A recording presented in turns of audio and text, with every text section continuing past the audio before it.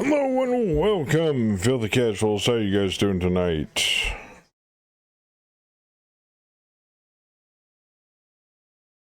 Let me see if I can catch up on chat here. I was fixing something. Got Humble Bundle spam and we don't support them anymore.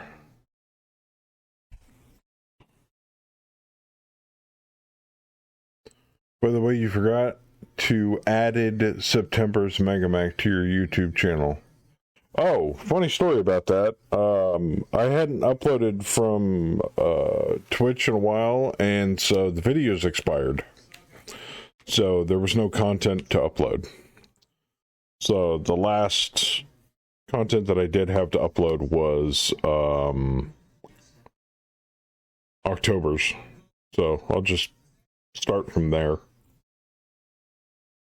And I still gotta upload... I don't know if I want to upload the zombie game to YouTube.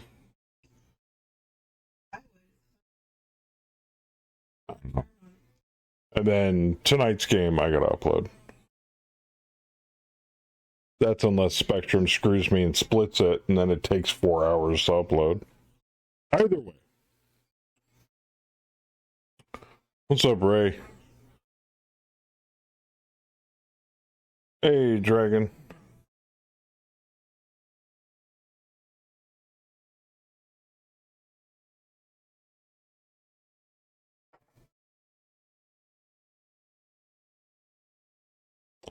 Alright, where are we going here?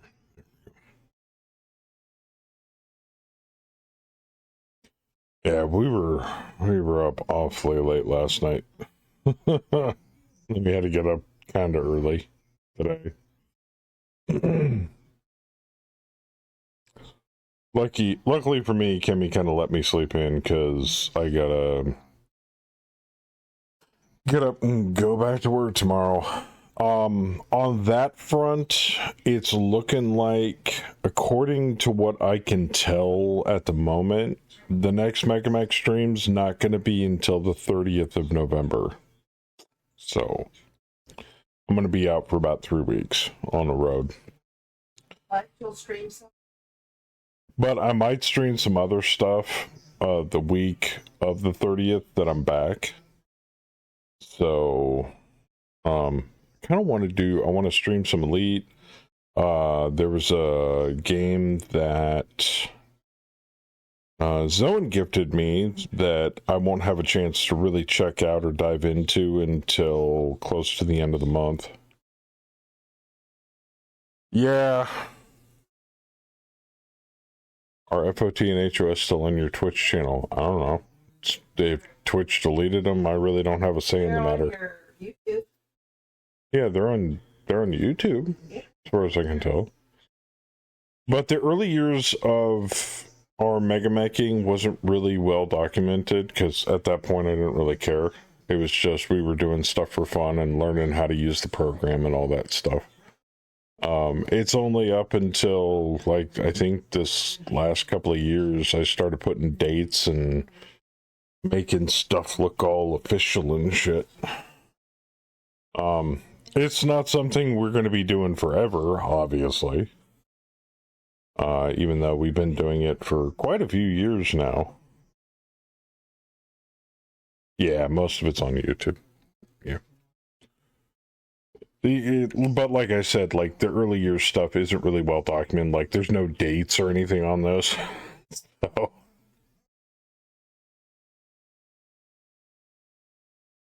Am I getting MechWarrior % clans or not? No, I am not getting MechWarrior 5 clans. I have my reasons. I like the sandbox feel of...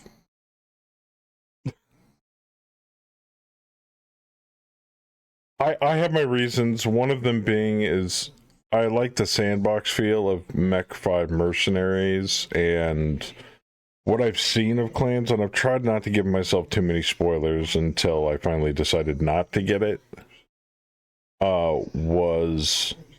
It was a very on-the-rails storyline, which is understandable. You know, that's the thing PGI was going for.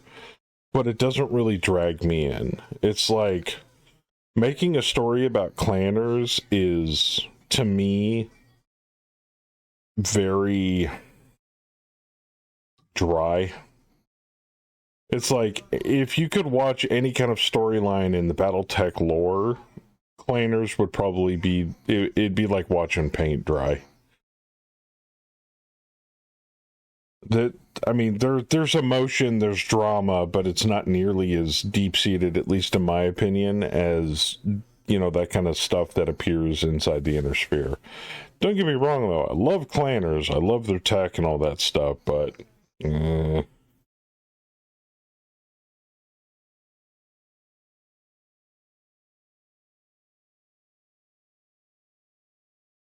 That railroad aspect is why several of us aren't getting it.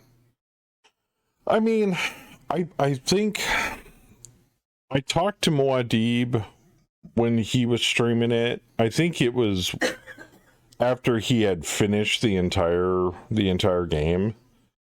And I was like, yeah, I'm not getting clans because it just seems kind of on the rails. And he told me, well, that's what people enjoy about it over mercenaries. So it's like, difference of opinion. It's like, if you like that kind of deep storyline, then that would be something you'd go for. Me, not so much.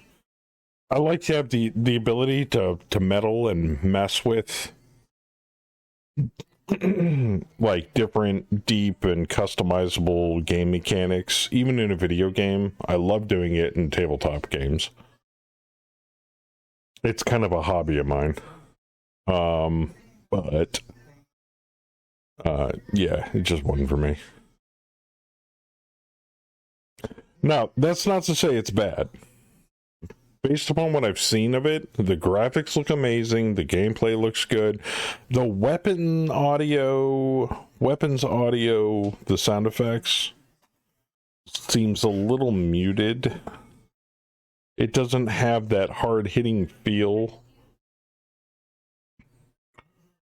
I don't know. Maybe I'm just spoiled on audio packs that I've modded into MWO in the past. I couldn't tell you. Mech 5 Mercs was a single story with co-op until the modders got a hold of it.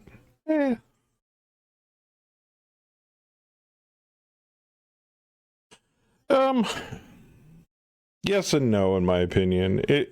I think it's a single story, but it's short-lived. It's a shallow story, but it's more, it gives a light storyline, but it kind of hands you the reins and says, here's the Inner Sphere, go nuts.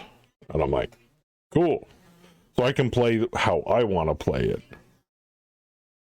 I just feel like you don't really have that kind of freedom in Mech 5 clans, which is understandable. It's a clan game.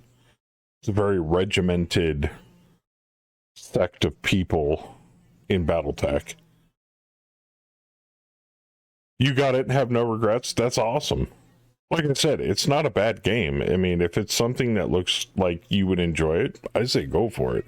It's just, for me personally, it just didn't really twirl my my fancy as much as I'd liked it to. Besides, why play Mech 5 clans when I have Mega Mech? So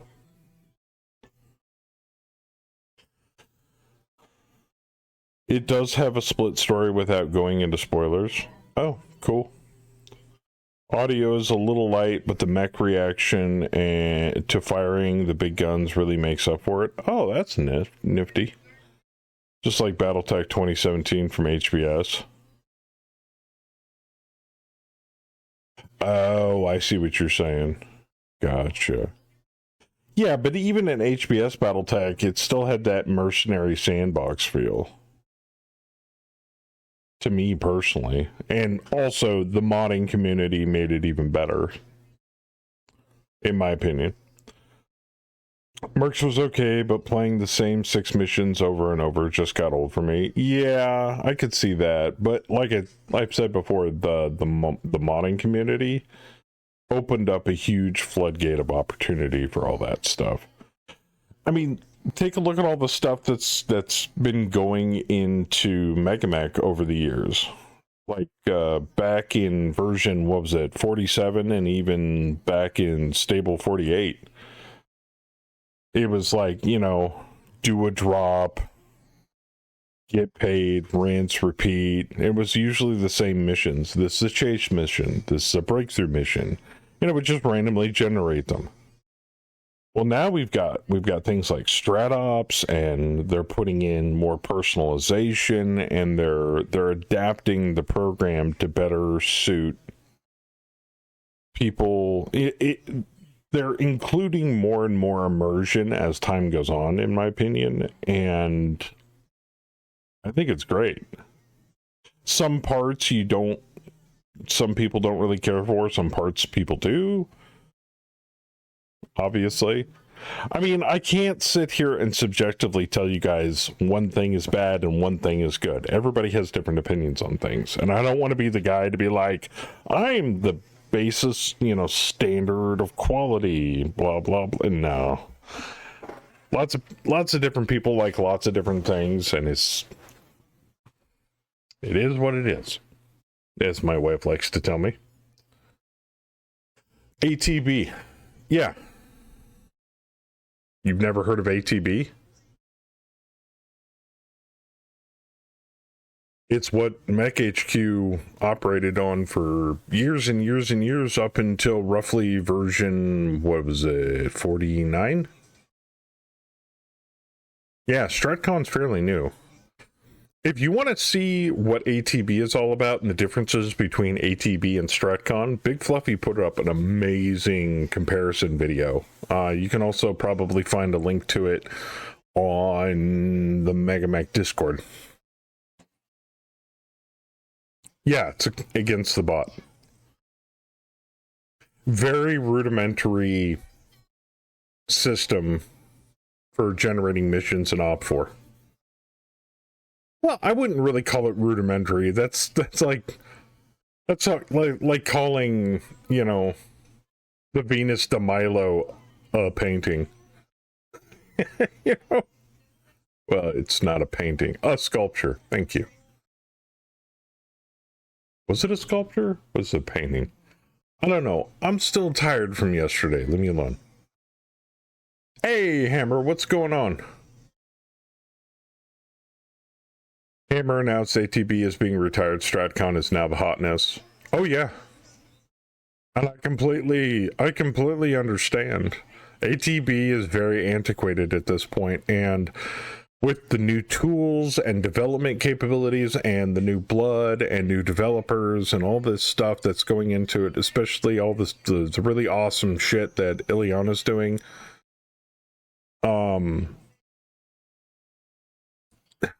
I mean, there's only room for improvement and going up at this point. So, I'm looking forward to it. Not to mention the fact, and let's be frankly honest here, Hammer, Chom, and all the developers for MegaMech have been knocking things out of the park. They've been putting out updates faster than some AAA studios. You know. It's pretty crazy how much stuff they jam into an update, and then be like, here you go. There's no DLCs, there's no tack-on fees, there's no microtransactions, there's no item shop, there's no nothing. It's just, we all love Battletech, here you go. Here's some new fun shit for the immersion. Is the simplest of campaign setups. Yeah. Can you create a clan to run on MegaMech? No. Not officially yet. You'd have to do some paper logging on that one. Yeah, that's why I said Ray. Not yet. They're working on it. Got some very big plans for stuff. Yep. Some of these nightlies have like 20 plus PRs. I know, right?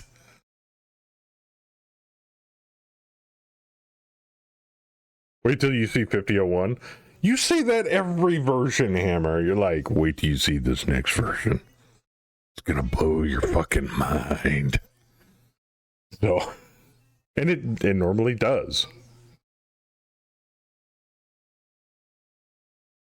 No paycheck, no microtransactions. Exactly. How'd you like Princess launching a nuke in Fluffy's game the other night? I thought that was kind of funny, to be frankly honest. Do you blame him for saying that every version? I don't, because every version is... It's like Christmas every few months instead of once a year. It's awesome. That's why we created the Command Pulse channel. Oh, nice. Resupply will be very cool. Yes. I actually played around with that yesterday. I loaded BAM into it, and I didn't save anything, obviously. I was just kind of going through it. Now, Hammer, I have a question about that. Because I think... How should I ask this? Okay, I'll just gotta ask it. Is the resupply mechanic supposed to be the only way to get resupplied while you're in a contract, or can you still technically buy stuff from the marketplace?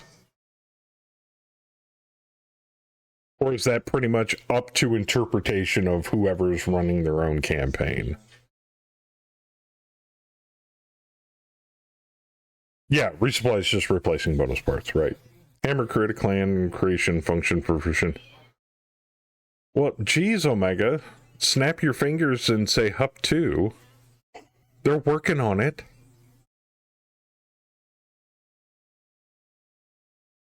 You know, maybe buy him a dinner and take him to a movie first before you start making demands there. Helder! You son of a bitch. Actually, I can't honestly say that. I don't know Heller's mother. How are you doing?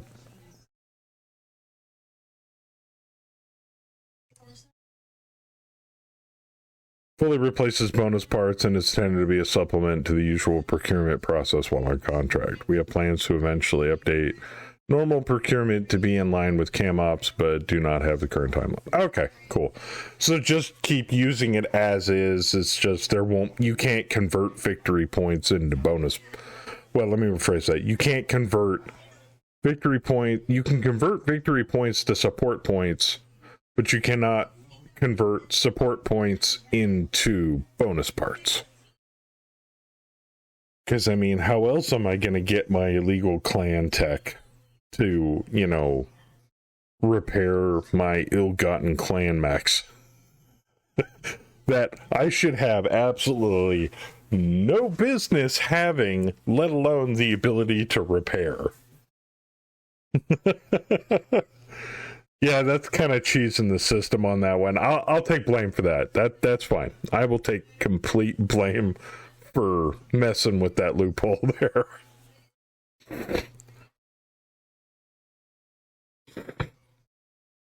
Or you can learn to program Java and make your own. There you go. You're the one asking for special ground terrain tiles? I did? You mean for StratCon? No, I said it would be really cool. And Nick said, it's on the way, it's just low on the list of things that we need to put into StratCon. I did not demand it. I did not say, you need to do this or do this. I said, you know what would make this look even better? Textured tiles on StratCon, so that at a glance you can see what's on the map. Big difference. That's the very thing we are trying to kill. That's kind of what I figured. Try 100% salvage pirate campaign? No, thank you. I tried that once on my own. It ended terribly. No, I'm good. It might be my ticket, I don't know. Oh, man. Hello. Give me a couple of minutes and I'll jump on voice to explain a couple things in concepts. Oh. Oh. Yeah. All right. Battletech campaigns. Dishonor. What the fuck? Before Dishonor. Don't you mean mercenary Battletech campaigns? Houses don't really have to worry about that issue, apparently.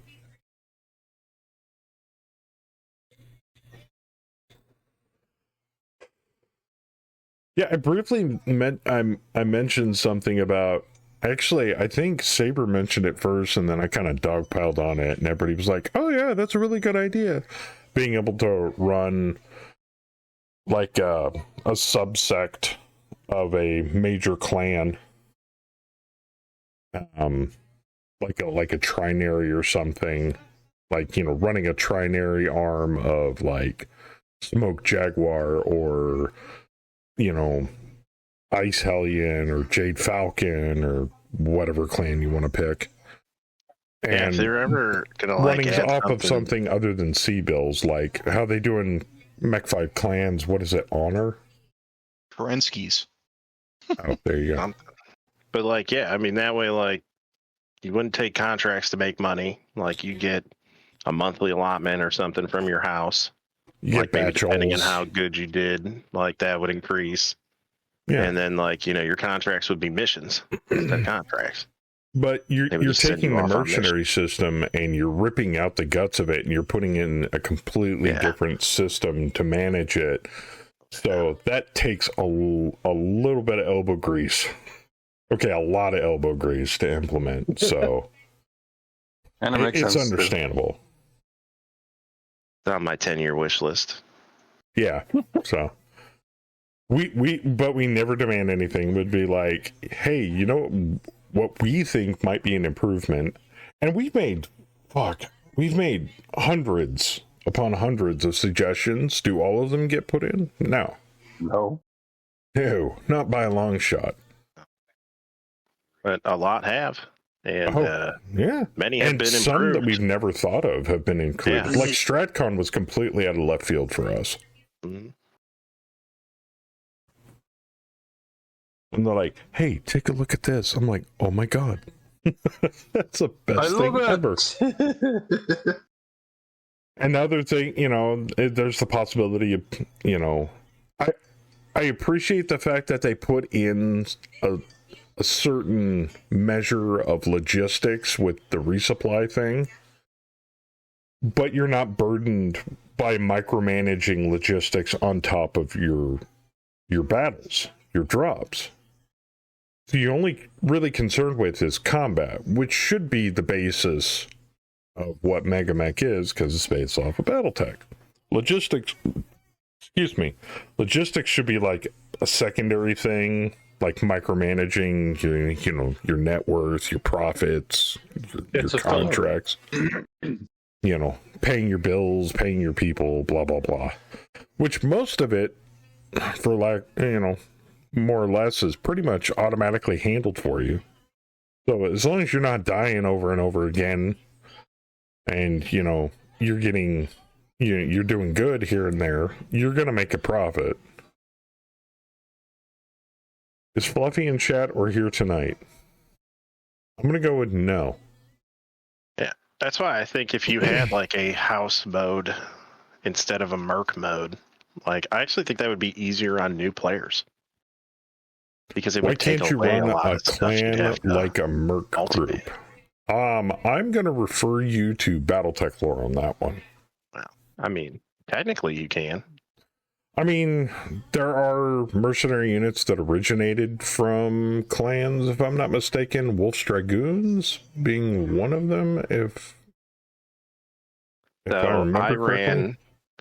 I have a personal campaign that is the 101st Shadow Wolf Division, and basically the way I play it is that it's Clan Wolf, but it's like Clan Wolf Black Ops. Like they're a section of Clan Wolf that have gotten sent to do mercenary work to basically destabilize. Yeah. So like that's how I play it. But like they have all clan mechs, I have to GM some stuff to get around, not being able to order parts and whatnot. But, with a little RP, you could do anything. Yeah, but at the end of the day, I mean, a lot of people that have fallen in love with Battletech have fallen in love with the lore, more or less, and try to stay as true to the lore as they possibly can, because that, in that respect, that's kind of immersive for them. Yeah. So, yeah, everybody's different. That's the thing, right? Now, Omega, I'm not saying how you play your campaign is wrong. Everybody's different, obviously. But I try to stay as close to the source material as I possibly can, because then I can watch the story unfold in front of me. And, not have baby Jesus descend from the skies during a drop with, a couple of, God, killing AK-47s and go on a rampage. I mean, if that works in your campaign, go for it, but not in mine. So. Hey, so I dropped into chat here. Yeah. Welcome, Hammer. So I thought if anybody had some questions on that resupply blog we put up a couple of nights ago, I could kind of clarify some direction that we're kind of heading in the next, I would say in the next year, about what we're going to build out and stuff. So, so one thing I'll put right out front is bonus parts.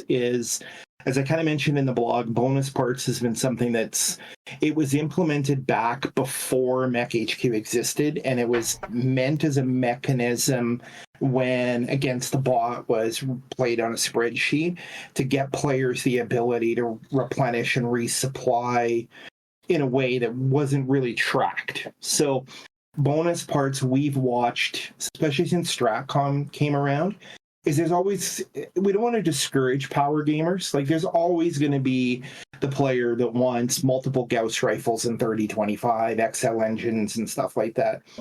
But we want to, as everybody knows, we want to stay true to the rules and true to the lore as much as possible. So the goal here was to rip out bonus parts and replace it with something that felt more realistic and more in line with the campaign ops rules. You can still do bonus parts, but what you now will need to do bonus parts is flip on GM mode, go into the parts market, and mash the button to magically have your Gauss rifles appear. That's not going away, but it's not going to be part of the core game mechanism. Right. So the resupply is designed for what's going to be an overhaul logistically in the game. So what we want to move towards is the campaign ops rule set more than the old Merc 2025 book, the old field manual, Mercenaries Revised, the old 3055 books. They're hard to get a hold of. They're only available in PDF. They predate the Total Warfare rules by forever. So we're evolving to use campaign ops as the cornerstone. And then what resupply is designed to do is open up a fair replacement, because what's going to happen, as you kind of saw in the teaser there, is people are going to start to say, here you go, here's your resupply. So even since the blog post out, we're going to be evolving towards not a C-based system, but a tonnage-based system. So this is hypotheticals, but beginning of the month, you're going to get asked, hey, you've got resupplies planned for this month. We're anticipating 20 tons of resupply coming into the unit. Currently, it's being allocated at 5 tons of armor, 5 tons of ammunition, and 10 tons of incidental supplies, so weapons, in other words, equipment. Do you want that, or do you want to allocate more? So you could get the beginning of the month, your logistics tech could go back and say, you know what, I want more armor this month. So then it would be like, okay, we'll ship you 10 tons of armor, 5 tons of ammo, and 5 tons of supplies. So then during that month, the resupply will trigger. You'll have all of that stuff. It's going to get linked to the contracts as well, because independent command on guerrilla missions, that can get something different. The guerrilla ones are really fun because, let's be honest, you're a guerrilla. It doesn't make sense to have house jump ships dropping in and shuttling supplies through your unit on planet. So if you need supplies, we're going to be initially building out working with smugglers. And as you can imagine, working with smugglers is going to have its own set of problems. Oh, boy. Because they could rip you right off, right? So, and say, thanks for the cash. We'll see you later.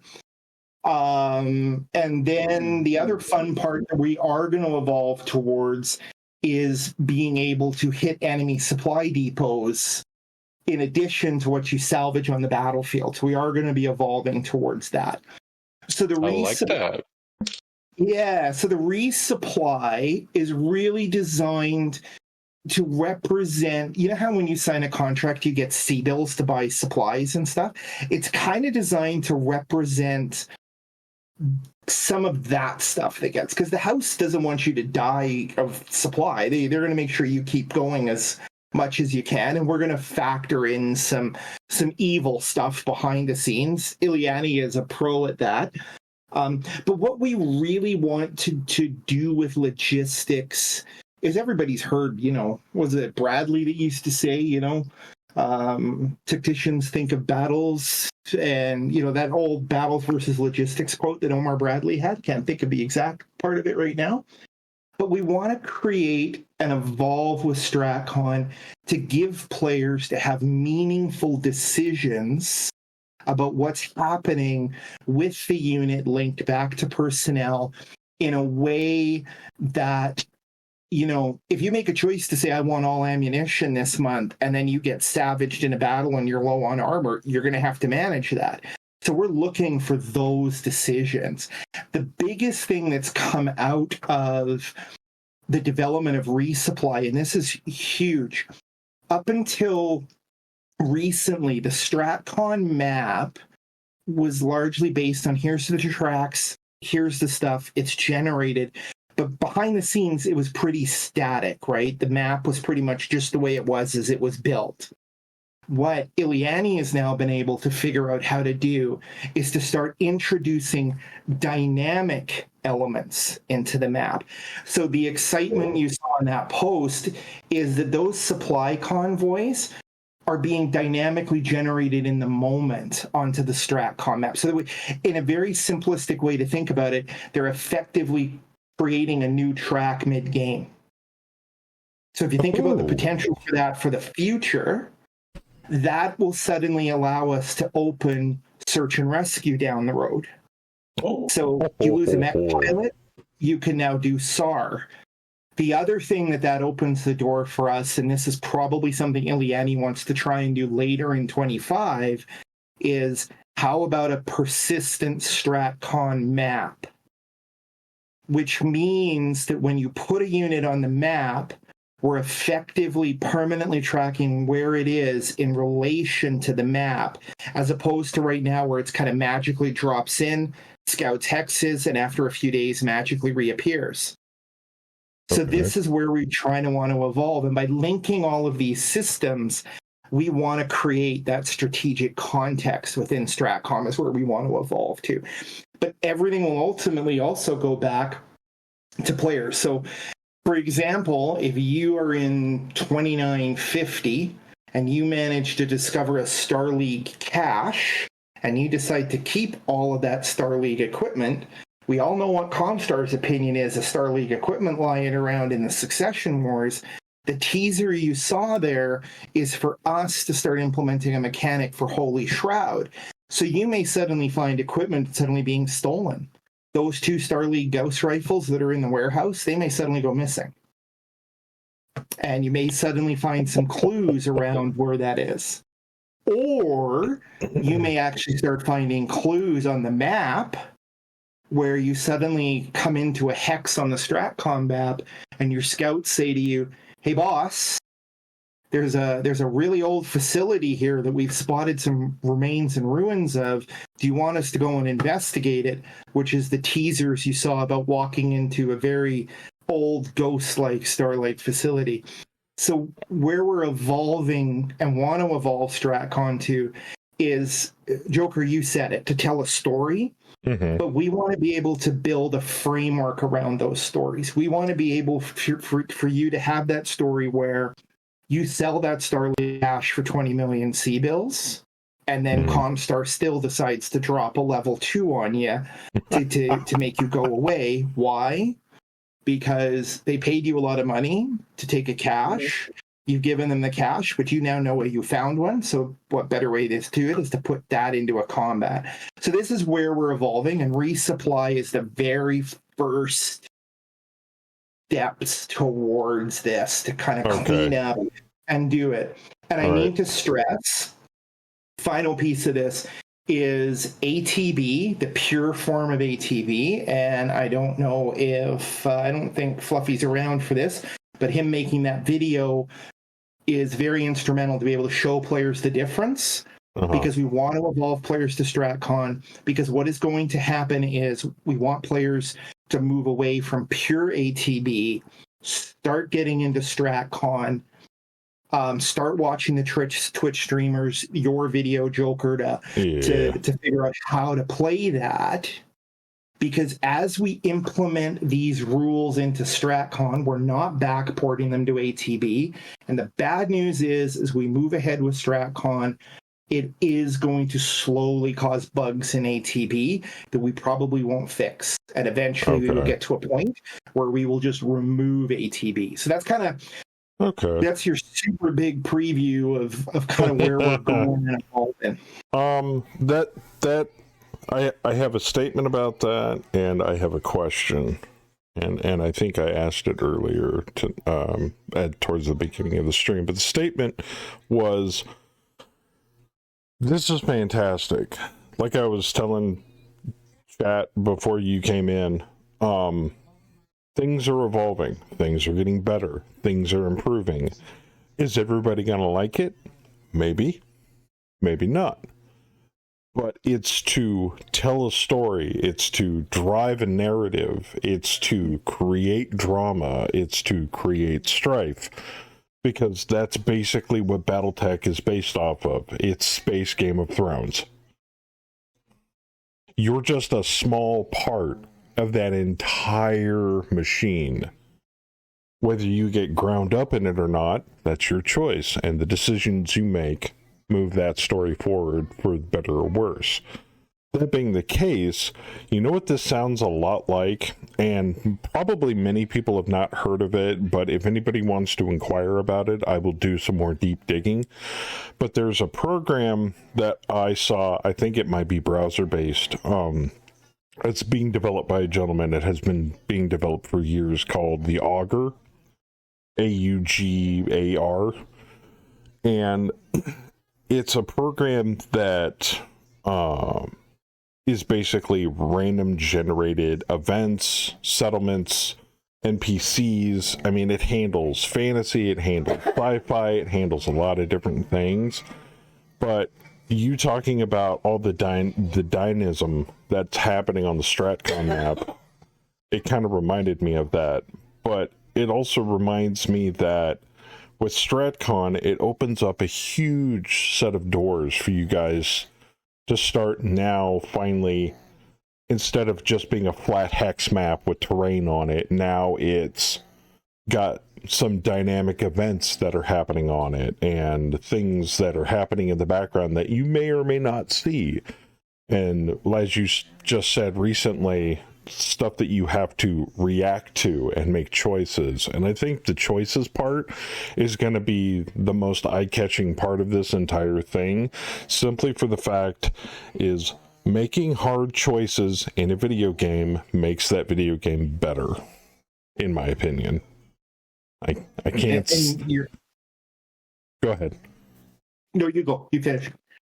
And I think that's what creates more story and more memorable moments. And, you know, you show up in class or at work the next day and you and your buddy play Mega Mag and they're like, dude, I have to tell you what happened last night while I was taking, you know, a few turns in my campaign at home, or it's going to make running campaigns on stream that much more dynamic and that much more gonzo.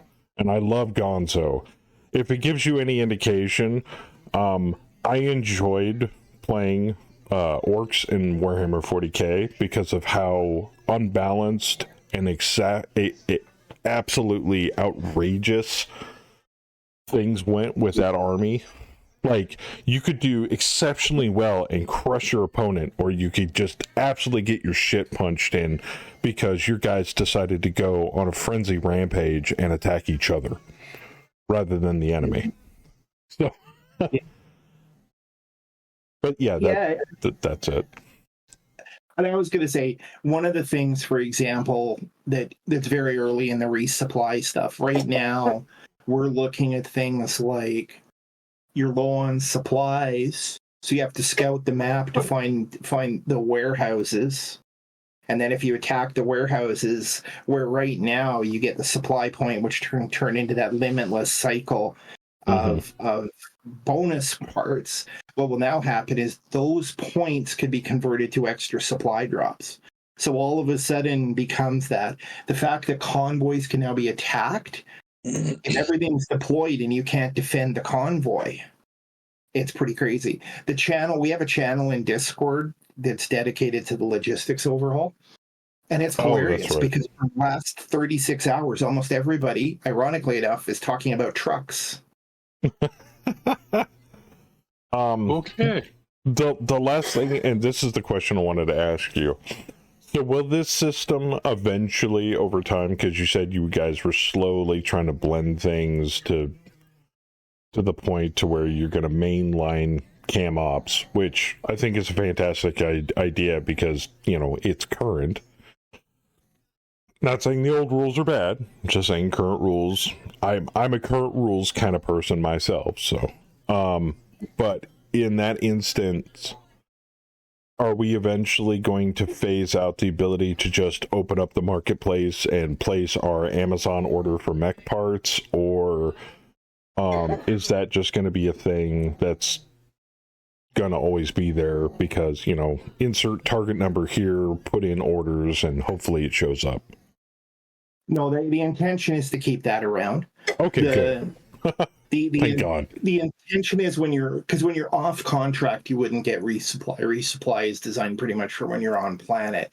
So the goal is going to be kind of, I think the way this will probably shake out is when you're in a mission on a planet, you'll probably find you're going to live more by your resupply than your procurement. But your procurement will come down to how good your logistics stacks are.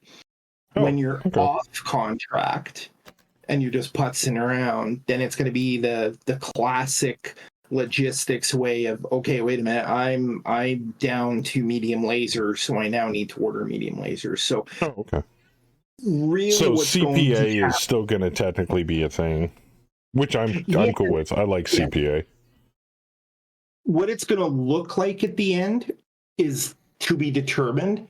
But the goal is not, the one thing I will tell you that we do not want to do is we want to give the player choices, but at the same time, we don't want to rob players of their ability to manage their unit. Like, if you know you're going into a guerrilla contract and you know that resupply is 100% dependent on smugglers and maybe raiding the map, which may or may not give you what you need, we can't take away that ability to over procure what you need. What you will probably see, though, and Ileani is trying to work out the specifics of this, is if you have a convoy that needs to move 100 tons of supplies, what we don't want to get to in model is we need to have 100 tons worth of cargo vehicles in there. So, realistically, all of a sudden, you're opening a mission where, okay, we need the Battletech version of 4 tractor trailer units to be moving with the map, probably under escort from the players who then get attacked. But how do you deal with that? If you choose to use a dropship, does that mean that there's a risk of the dropship getting intercepted and shot down? So these are the evolutionary steps we want to take. That I swear, I was just talking about that stuff like a couple of months ago with Saber. I'm like, it'd be really cool being able to actually use our dropships like on StratCon for StratCon logistics. Oh yeah, that'd be totally cool. They'll never put it in. Lo and behold, I am shocked. Completely shocked. 5001. So I'm going to put this in the lab for anybody who wants to follow these links. These are links, first of all, to what we refer to as the pulse channels. These pulse channels for each of the projects give you a summary of every single thing that's being committed, everything that's currently open and waiting to be committed, every bug report that's kind of coming in. So what we call these the command pulse channels. Mm. So anybody who's a die-hard wants to know what's going on with MegaMech, follow those pulse channels. That's the key thing. So 5001, if everything goes well, our plan is to try and drop 5001 on the 10th or 11th of this month. What? Yeah. That's 50 just came out. Whoa! So, that is awesome. So, because part of the problem is 5001 is so bloated with code again because, well, we seem to be pushing code pretty quick right now. Yeah, so, you don't say. Yeah. So that's 5001. And then 5002, we're trying something with the coders and the contributors a little different. And Ileani's kind of helping out with this. We have declared 5002. We would like it to kind of be what we're referring to as a logistics release. So in 5002, we're hoping that we can get a bunch of this logistics stuff into Mech HQ that kind of teased and hinted at, coming out, as well as what we've nicknamed Campaign Ops 2C, which will be a complete revamp of how the options are chosen, picked, and used. It's a whole new look, whole new feel, whole new everything around what the tabs are going to look like, and how your options are going to get picked. And if I'm trying to think, Ileani hasn't. I'm trying to see if he's put any. We have a pull request open, and he has been doing the odd artifact for it, but we really don't have. We have a channel dedicated to it if anybody wants to see some of the screenshots of it. So that's going to be 02. And the final thing I'll say about 02, I'm not going to promise it. No, we're that's thinking fine. It might be the New Year's release, as in probably maybe like a New Year's Eve, New Year's Day kind of release. I haven't seen this much activity with a game ever. Dang. Anybody got any questions? Anything? Yeah. Anything at all? Anything about anything. You guys are you guys are what you've got in store for us sounds epic, Hammer. Thank you. Yeah. Yeah. It's going to take most of next year to do all of this. So long as we have Ileani, who is currently unemployed and able to, the reason he's able to do so much code is he's able to do this full time. So he's coding 40 to 50 hours a week on just Mech HQ right now. Give that man a sugar mama so he can code more. He kind of does have that. His wife his wife works in the healthcare profession, so he does have. There you go. He has some home privileges and an allowance, as he jokingly says. Hey, keep making awesome stuff. That's all I gotta say. So, but I don't want to take away from your guys' stream. We appreciate it though. So, I don't know. Were there any conversations in chat? Hammer, can you have Comstar as in-game ops for? I believe so. Yes. Yeah, you could take a contract. We are, just so you know, one thing we are exploring, we're not sure how we would do it yet, We know there's a group of players that would love to do nothing more than find Starleague caches. So we are investigating adding interstellar expeditions as a faction, and then being able to make contracts, which those contracts would increase the likelihood of chasing down Lost Tech caches and Starleague caches, but at the same time, they're going to expose you to a lot more high quality Comstar opponents and stuff too. So we're looking into how we can put that in. Well, and some bandits. Well, I'll say this, and I agree with Ook in chat. Don't burn your don't code so hard that you guys burn yourselves out. But I love the enthusiasm and the passion at this point. It's like things are ramping up, and 2025 for Megamech's going to be amazing. So, but definitely Like, take some wasn't time for amazing this yourselves. You know, don't sit there on Christmas Eve and bloodshot eyes staring at a screen, slapping away at a keyboard to try to get something committed, to the master. Yeah, no, you won't need to worry about that. We'll do what we can, but realistically, we do have to get O1 out the door, and there's a lot of very good stuff in O1. And like just even on the Megamech side, we've revamped the search engine for equipment. So if you haven't seen any of the preview of that, we've taken what we think is the best unit search in the real world to find Battletech stuff, and we've massively improved it under the equipment tabs. Well, in light of everything that's coming up in the near future, I will make a promise to the people involved in this campaign, myself and everybody that watches this campaign. I will no longer from here on out be abusing bonus parts anymore. What? Yeah, no more clan parts, guys. I'm sorry. What we got is what we got. Now, I could use bonus parts to acquire, parts for things that are more easily obtained, like armor, ammo, stuff like that. But no more clan parts. Sorry.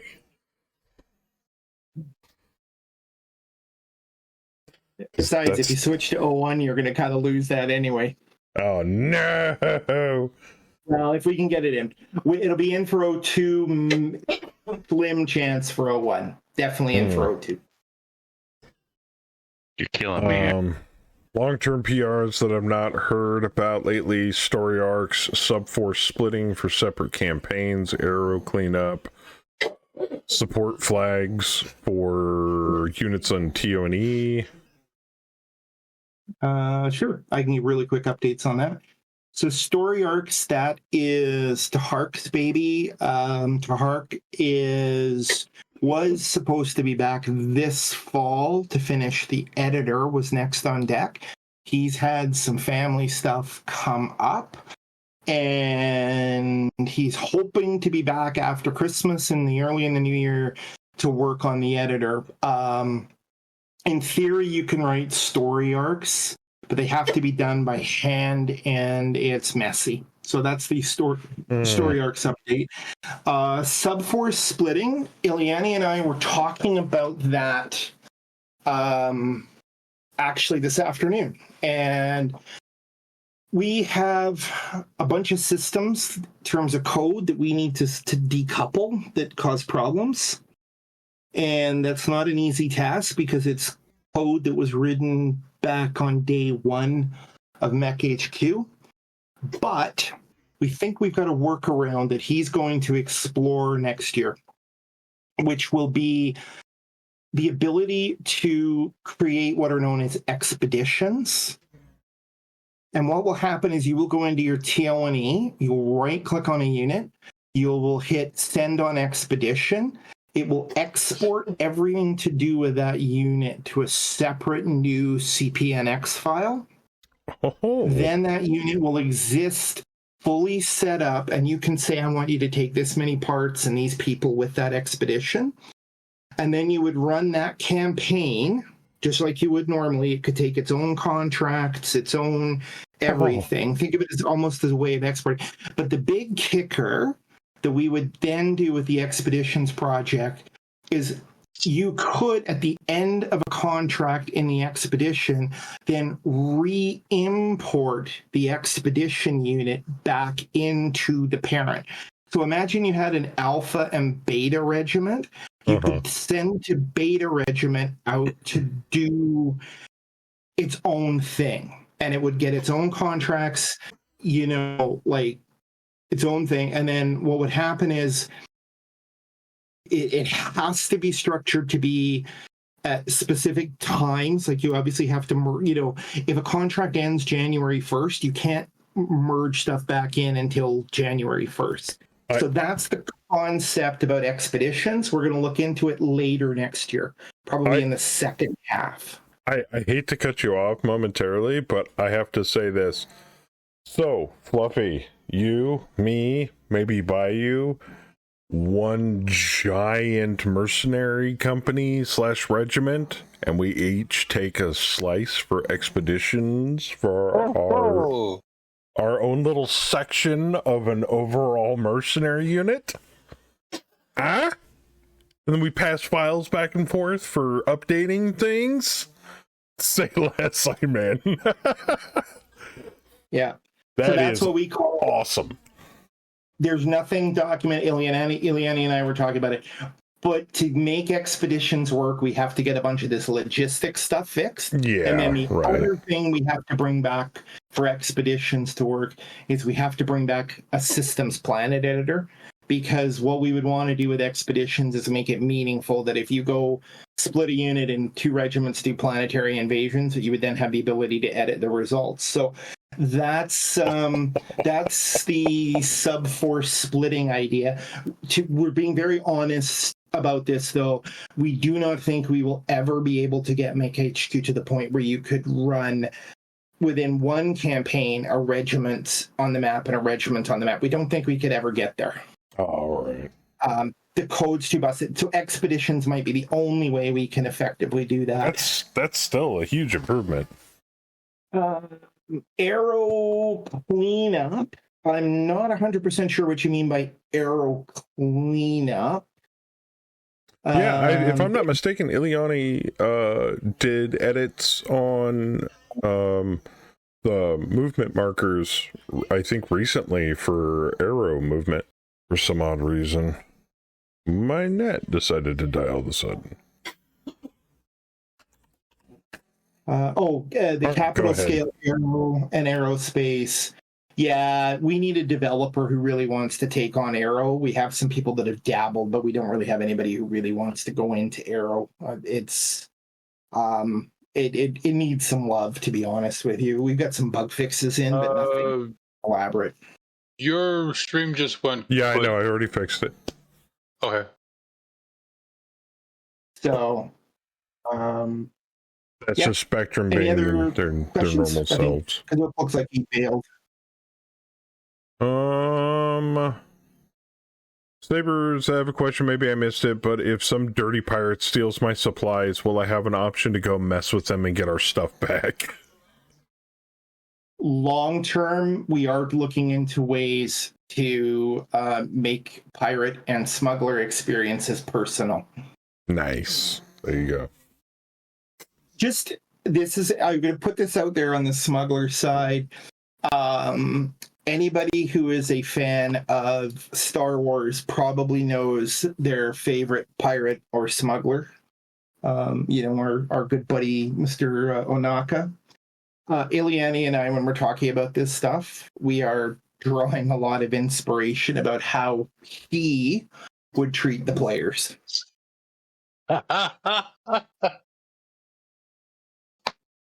Wait, is that the dude from the animated series?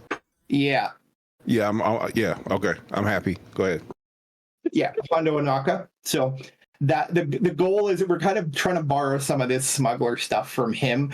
What we want the smugglers, they need to hurt the player, but we don't at the same time we want to have some fun with it. So yeah. Yeah, Omega, some of the stuff that you're asking about, it's It's more, you seem to be asking about, can I do this specific action or can I do this specific action? It's more of, hey, what have you guys been up to and what are you putting into the game? Yeah. Because if you're asking to being able to do explicitly specific things in Mech HQ or in MegaMech, 9 times out of 10, you will be the only person asking for it. And it will probably get shuffled under a rug at some point.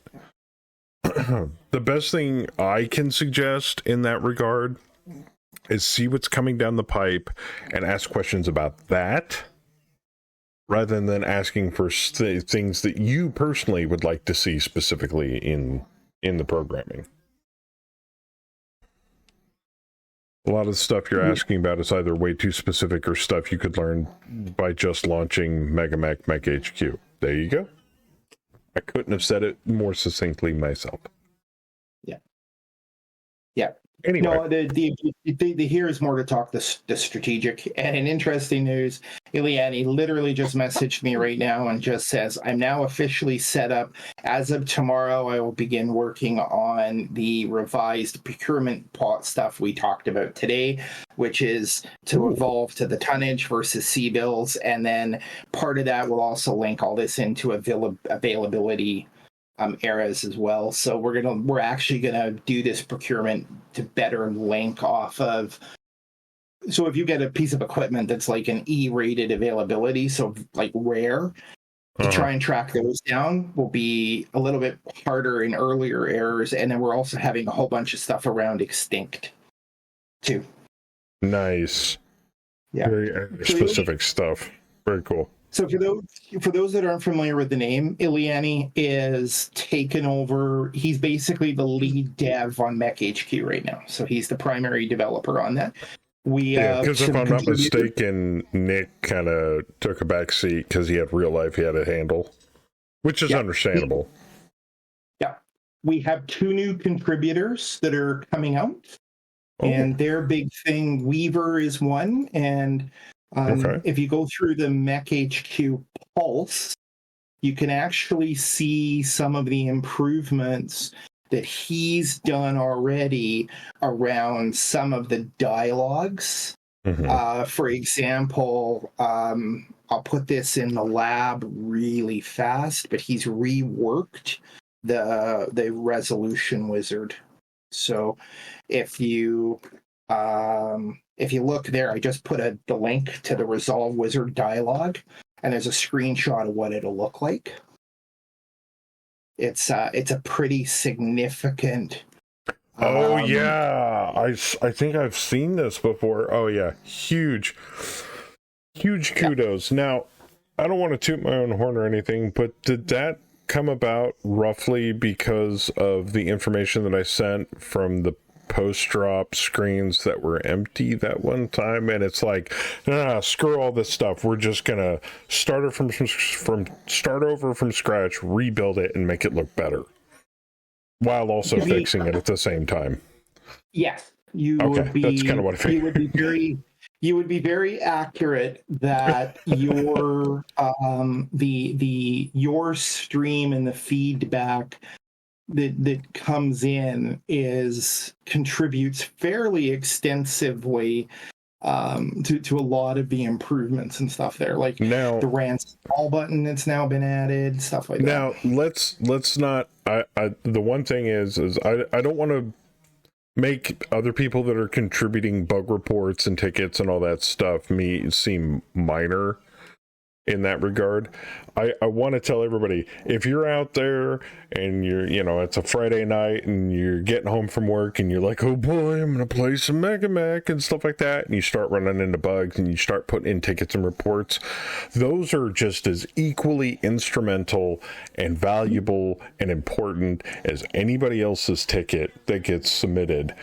I can't speak from experience, but I'm pretty sure I can say this confidently when I say Hammer and all of the developers greatly appreciate all of the feedback that they can possibly get their hands on, because there's thousands upon thousands of lines of code that they have to pour through. And everybody's human. You're gonna miss something. It's just a fact. And it might have been something they missed.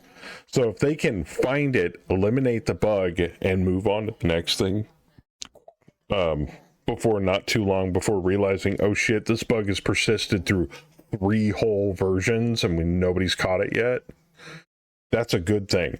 So if you find a bug, please report it. Please, please, please report it. As soon as possible. Send the relevant information. That's all I want to do.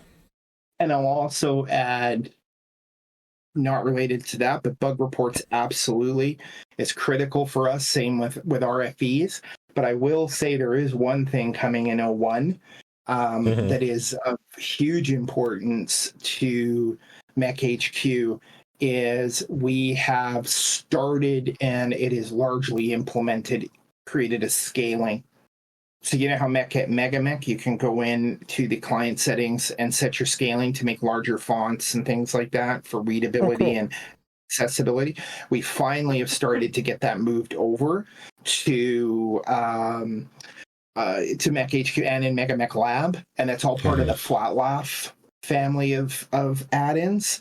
So you are going to notice some cosmetic changes. It's still got dark mode and light mode, but you will notice it does look different, and the ability to scale is a big help. There's still some areas where we got to improve it, but it's a big step. So okay, cool. Well, does anybody else have any last second questions? Because it's going on 9:30. We got to get going. Yeah, sorry guys. No, that's fine. It's a MegaMech centric stream, so new information is always welcome.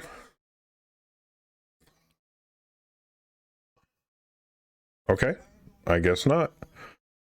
Okay, thanks everyone. I'll bail the stream and let you guys get back at her. All right, well, thank you much for stopping by and giving us the information drop, and keep the good times rolling.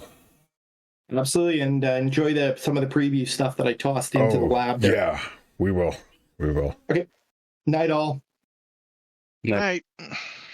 Also, I wanted to answer Omega's question really quick because he seems to have quite a few. Joker, you never had the idea of capturing an enemy dropship in any of your MegaMech campaigns. No, I have. Yes, you can. The best advice I can give you in that regard is you can do a lot of things in MegaMech that MegaMech isn't coded to do.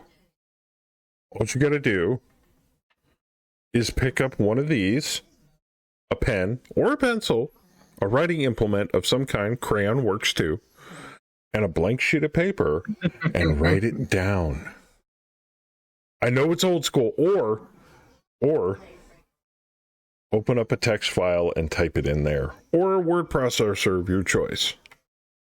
A lot of people, old school Battletech players that use MegaMech for their campaigns, don't even use Mech HQ. They have books of tables and charts and random rolls, and they have dice that they roll, and they keep track of all of their stuff in spreadsheets and XML files and all this other stuff, and they run it all manually. The real quick on that, the first few custom contracts we did was all done manually. I didn't use Mech HQ for that. I just needed Mech HQ for the mechs and the pilots, but all the battles and everything else was designed by me in just regular MegaMech and paper. MegaMech isn't really for single player, is it? What gave you that impression? There's Princess. You saying you can't play single player against Princess? Don't more people play single than co-op in MegaMech? I was always under the impression that there was a significant amount of people that play single player over co-op play, or even PvP play for that matter. You've never tried it yet? Man, use the bot. Princess, she's gotten extremely gruesome over the years.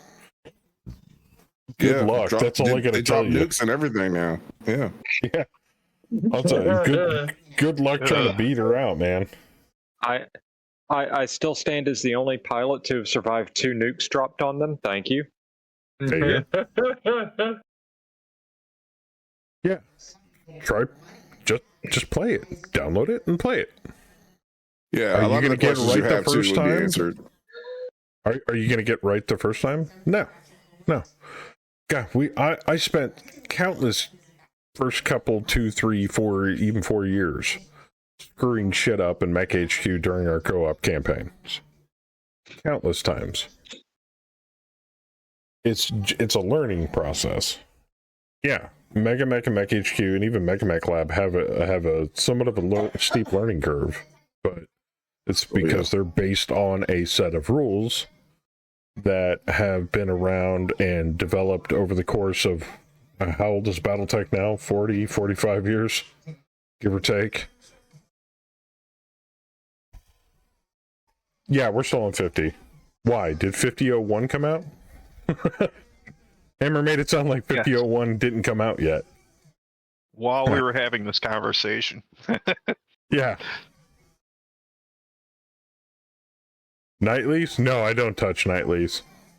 I mean, I personally like downloading nightlies and fiddling with them and stuff like that off stream, because I'm like, ooh, new toys. But for our campaign, originally we were doing campaigns in stable only, but then we saw StratCon while we're using 48, and StratCon was in 49, and I got a little sad inside, and then I remanded that rule and said, fuck it, we're going to use the latest development. But this is before the milestone thing. So, I just like playing with the new program toys. So, all right. We're doing stuff. Right. Let's get back to it, shall we? My bad. It's already going on too long. Oh, the command bureau's out there. Okay. Do we have any drops currently? No, we do not. The infirmary is got a few prisoners in it. The repair bay we're still working on. We've added 2 of the 4 new tanks to our armor lance in our detachments. Charlie Lance looks like it's ready to go. Lucille Bugbear looks like she's ready to rock and roll. Yapper's gonna yap. Sorry! Oh, dumb. Alright, let's... What is this? Hot Hills Wet. I do like wet hills. Giggity. Somebody bring Melon into the studio, please. There you go. I love wet hills. I just started contributing with the development of the program. I'm so happy with the way the game is right now. But that's the awesome thing about Mega Mech. It just gets better. It just gets better. Oh, I hate to recon a sea hex, but we're gonna do it. Where is Charlie Lance? There you are. Uh-oh. Shit! I knew it! I fucking knew it! I'm like, this has the most coverage. Prevent breakthrough. Son of a bitch. Sea hot jungle. Well, that's a bunch of ball sacks. Alright. It's fine. Just some swamp and jungle. It'll be fine. Yeah, it'll be fine. It'll be fine. Yeah, totally. The shitty part is that certain people's mechs are still under repair. You know what? I think we're going to use some GM magic on that. That's what I think we're going to do. Whose mech is still broke? Hope you do. Oh, mine. Yours, Saber's, Theisman's. That's really about it, to be frankly honest. So we're going to use a little GM magic on it. Shh, don't tell anybody. Mine just needs armor, doesn't it? Yeah, but we ran out of armor. Oh. Shocker, I know, right? Ray looked like he took a little bit. Now, if I do restore unit, is it going to get rid of... Oh, he's running regular long tom ammo anyway, so it doesn't really matter if I use restore unit on his. The one thing I would check is because a lot of these units didn't have the mech quirks, make sure restoring doesn't take those away.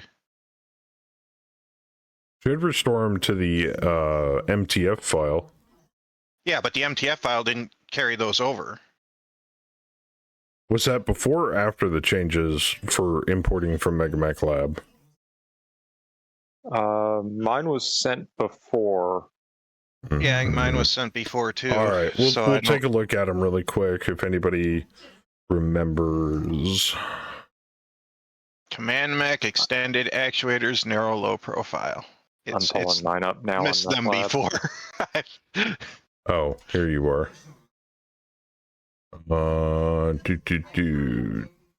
Edit quirks. All right, what was the first one? Command mech, Command mech. extended actuators. I have extended torso twist. Hyper extending actuators. Hyper extending actuator. Yeah. There you go. That makes okay. And Narrow low profile. narrow low profile. All right, it has been fixed. Now I'm going to do a restore on this and see if it actually that kills it. Yep, it does. So we got to be careful with the restore function, I guess. Yep. Or just gotta GM a bunch of armor in to make up for stuff. All right, I gotta add your quirks back in. Give me just a second. Command mech, ever extending actuators, narrow low profile. I think those were it. Okay. Good. Yep, just those three. Anybody else? The Axeman has protected actuators. The Axeman has protected actuators. Did everybody's quirks get messed up or something? Just the ones he fixed with the GM button. Which mechs did he fix? All right, go ahead. I don't know. Mine, Melons, and 2 others. Oh, so my Atlas. You got protection actuators so far. That's all I see on the Axeman. That's all I've got. Okay, cool. Can you check my Atlas, Joker? Sure. Command mech and distracting. And Battle possibly Fist. one more. And Battle Fist. Right and left. Battle Fist, left and right, distracting command mech, and improved communications. Yep. Oh, okay, so mine's were good. Yep. Let me check some repair bay here. Yeah, armor, and Was a it left just- torso on the Impus, but I don't... Oh, Crast is here. That's currently being worked on. When is that just a drop chance for happening? it to strip these? 60-30. Oh, we've got time. Oh, I have unmaintained units. Oh, I know why I have How unmaintained could units. Kendall, there ain't nothing to fuck with, okay? Marketplace, hire. Just gonna hire a quick mechanic here.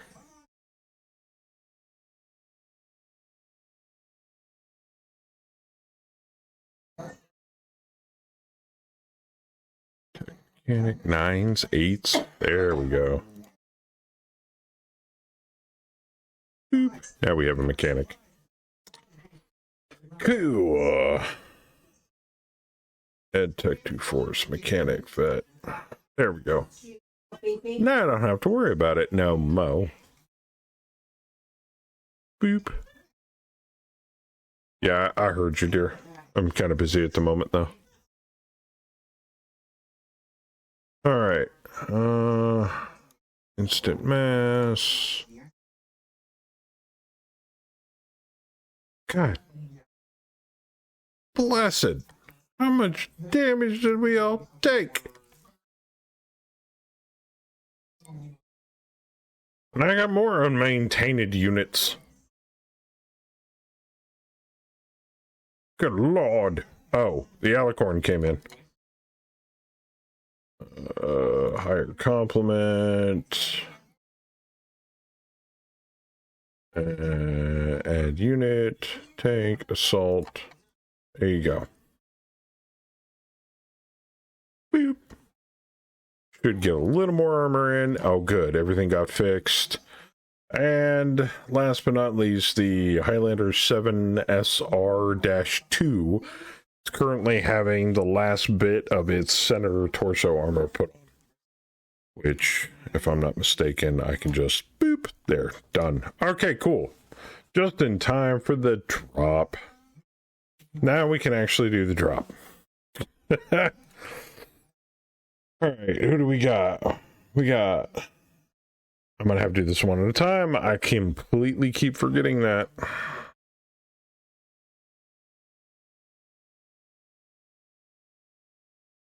We got Bam. Boop. We got Saber. That's one feature I'd like to see back, is being able to do the mass select thing and then do deploy unit to scenario. Kaz is still not Mine here. works. I don't know why yours doesn't work. I mean, I can give it another shot, I guess, but Vorpal, D-Master, Melon, Fluffy, Crast. Miss anybody else? Oh, Howler's here. Boop.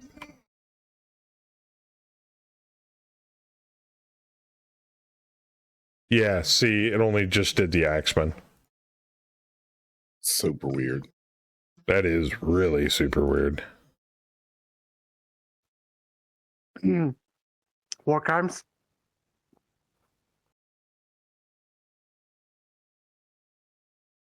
That's fine. We'll get it. We'll get it taken care of. It just takes just a hair more time. Oh, I could have done the entire lance. Good lord.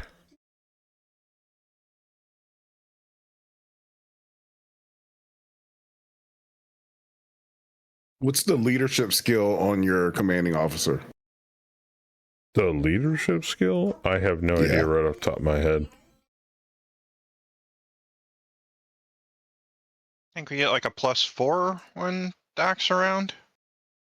No, that's for initiative, but I don't know if that's his. Oh. I don't think that translates for the leadership. Leadership allows you to have a bigger company than standard mercenary company size. Good.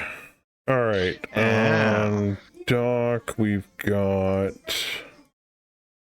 He has a leadership of +3. Should be good enough.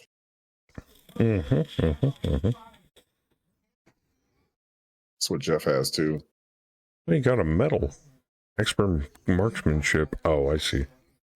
All right. Everybody should be deployed.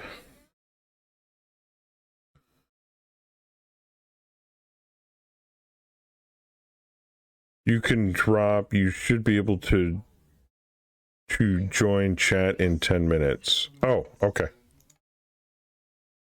Can't forget the air support.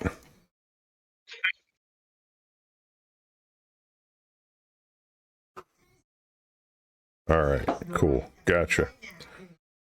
All right. Pending GM mode, edit, regenerate forces. Boop.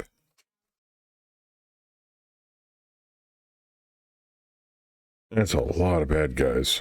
And the enemy has two bots of artillery in the middle.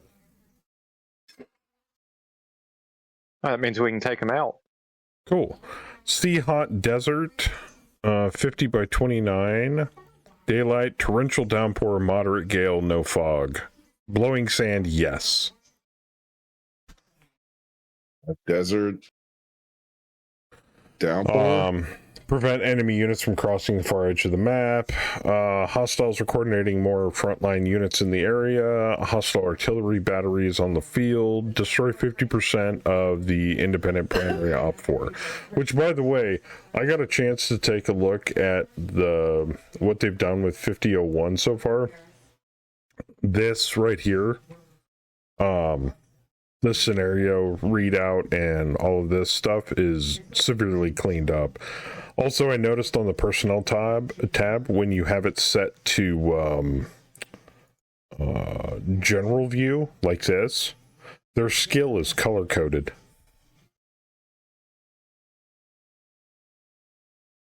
Which I thought was really cool. So, all right, we've got one reroll. I'm thinking about rerolling Torrential Downpour, but I'm afraid it's going to fuck something else up. So what do you guys think? I think it's worth it, because doesn't Torrential Downpour murder lines of sight?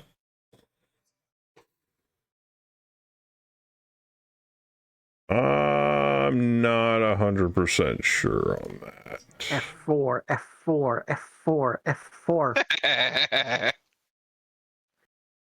Let's solve the artillery problem. I don't know exactly.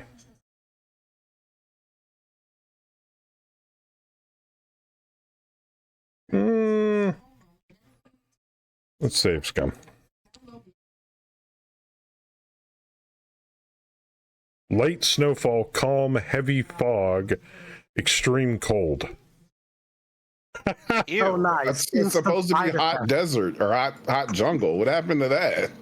I mean, I it don't doesn't mind. seem very hot desert with snow, fog, and cold, but okay. We showed up at the wrong desert. Rao would prefer not to fly in an F4 tornado. I mean, I guess that works for now. All right.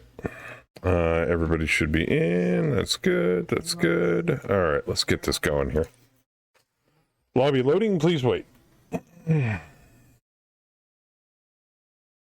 Quite the swing on the desert there. No shit.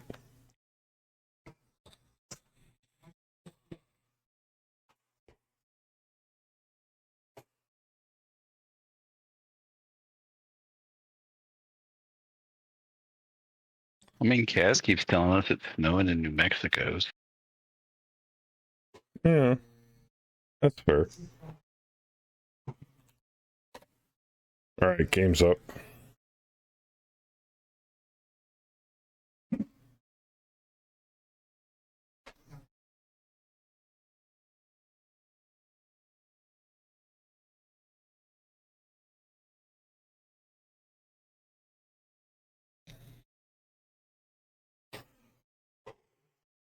I mean, it is an old sea that has been turned into a desert, so maybe it's possible? I don't know.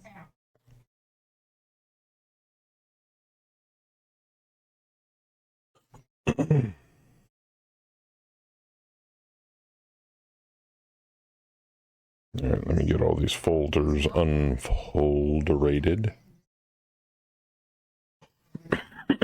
Technical turn. All right, add the bot. I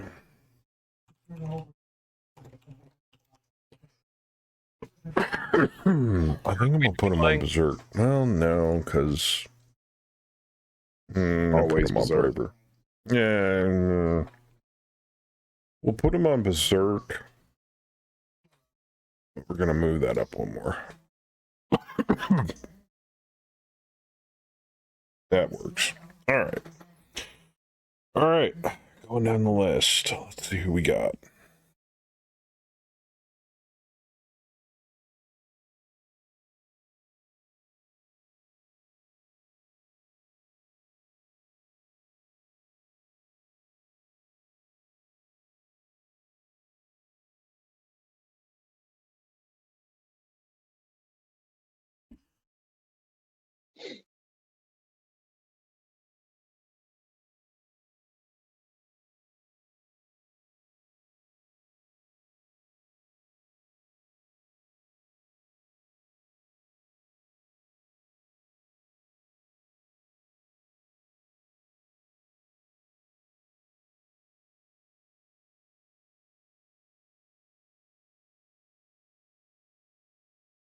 Saber, are you the bower on the bottom of that list there?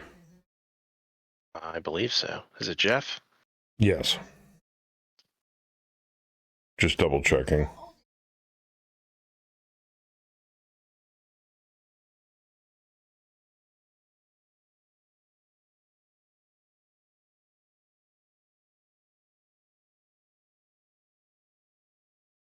And it's the part that takes a little bit more time because I have to sit here and wait for the game to catch up.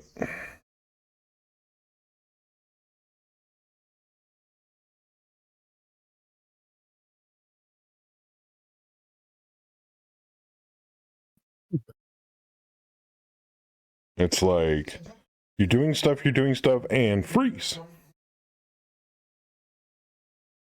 Our resident aerospace pilot's here. Sweet. More long-term shots, right? Hello. I think it might be with people making adjustments in the background. I'm not 100% sure.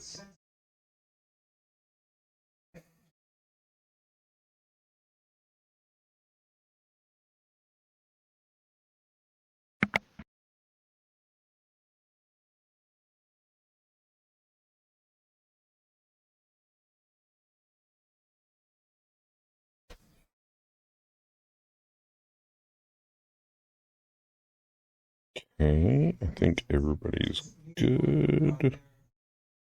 Just waiting on that to kick in. There we go.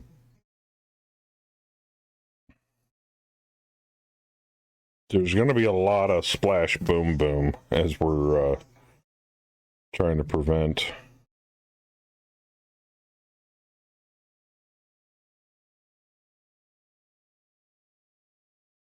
Oh, helps if I put Bam Bop on the right team.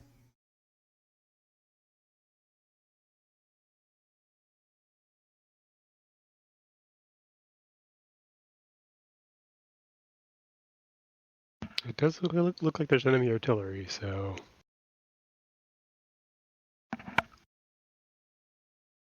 Wait a minute. Are we deploying center too? Wow. On Joker screen, I see upward artillery, 600 BV. Yeah, The weird thing is the off-board artillery is deploying center unless it's that's off-board. independent. Is it off-board artillery? It'll still give a designation for location, but it could still be off-board. Location. Yeah, that's what I'm thinking. Direction they're shooting from. I don't know. That is extremely odd, but that's okay.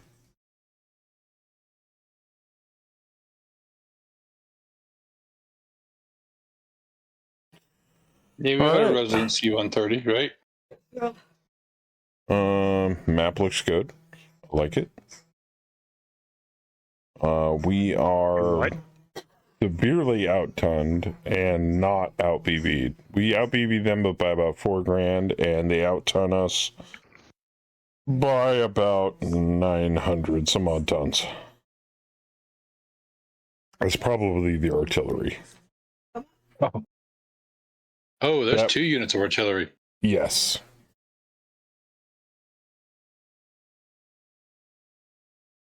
Okay. Rock and roll.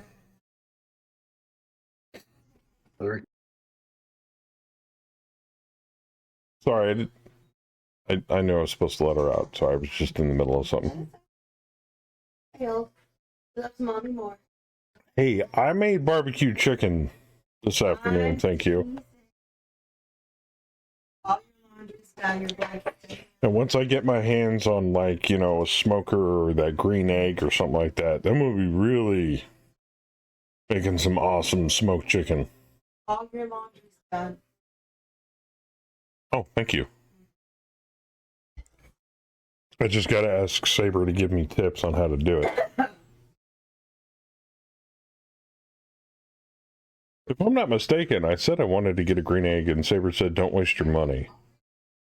Yeah, Saber could literally FaceTime and do the same thing that you are at the same time, giving you live instructions.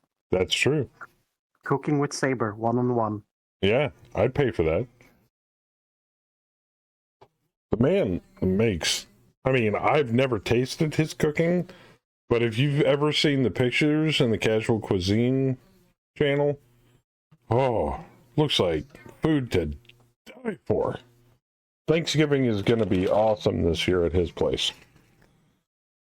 Which is why I'm hoping I'm up north roughly about that time with enough just within personal conveyance range to go make a visit. Hey, swing by and grab me on your way up that way. Yeah, I'll go up to 95, pick up Fluffy, and then head towards Ohio. It's not that far. Nah, it'd be fine. Little weekend trip. Yeah.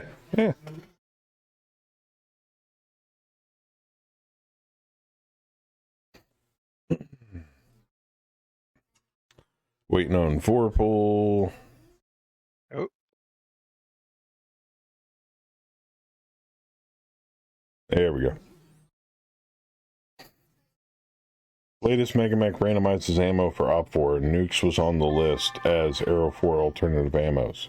Yep. Yeah. Ask me how I know. Yep. This map is disgusting. And yet it's snowing and there's swampland. Fluffy paid for allowing Princess to bring nukes to our... Yeah, that's it. Okay, so they're going to deploy in the south. They want to get north. And we're in the center? We're in the center. Roger. We have to kill at least 50% of them.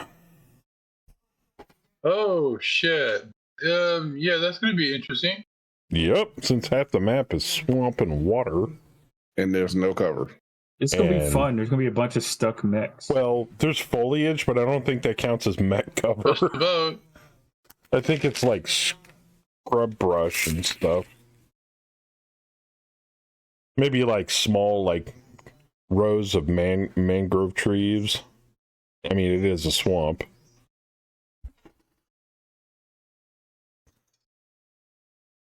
And if I'm not mistaken, it was light snowfall, so we're not going to probably see any snow on this map before we call Vic.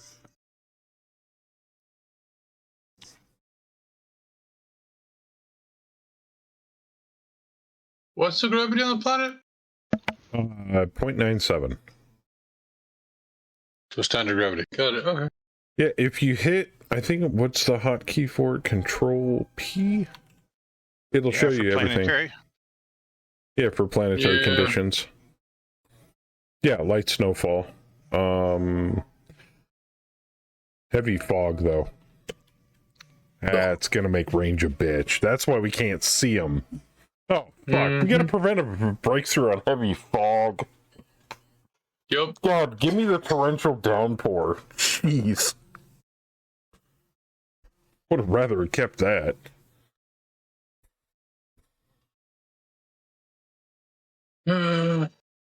So maybe the temperature dropped significantly and the fog rolled in? Because it was hot? They're deploying north and heading south, correct? South and They're going south north. heading north. Heavy fog is 10 hexes of visibility. Jeez. If I was an Omni, I could have swapped on the recon camera. I was gonna say, did anybody bring Beagle? Angel? Nope. Anything?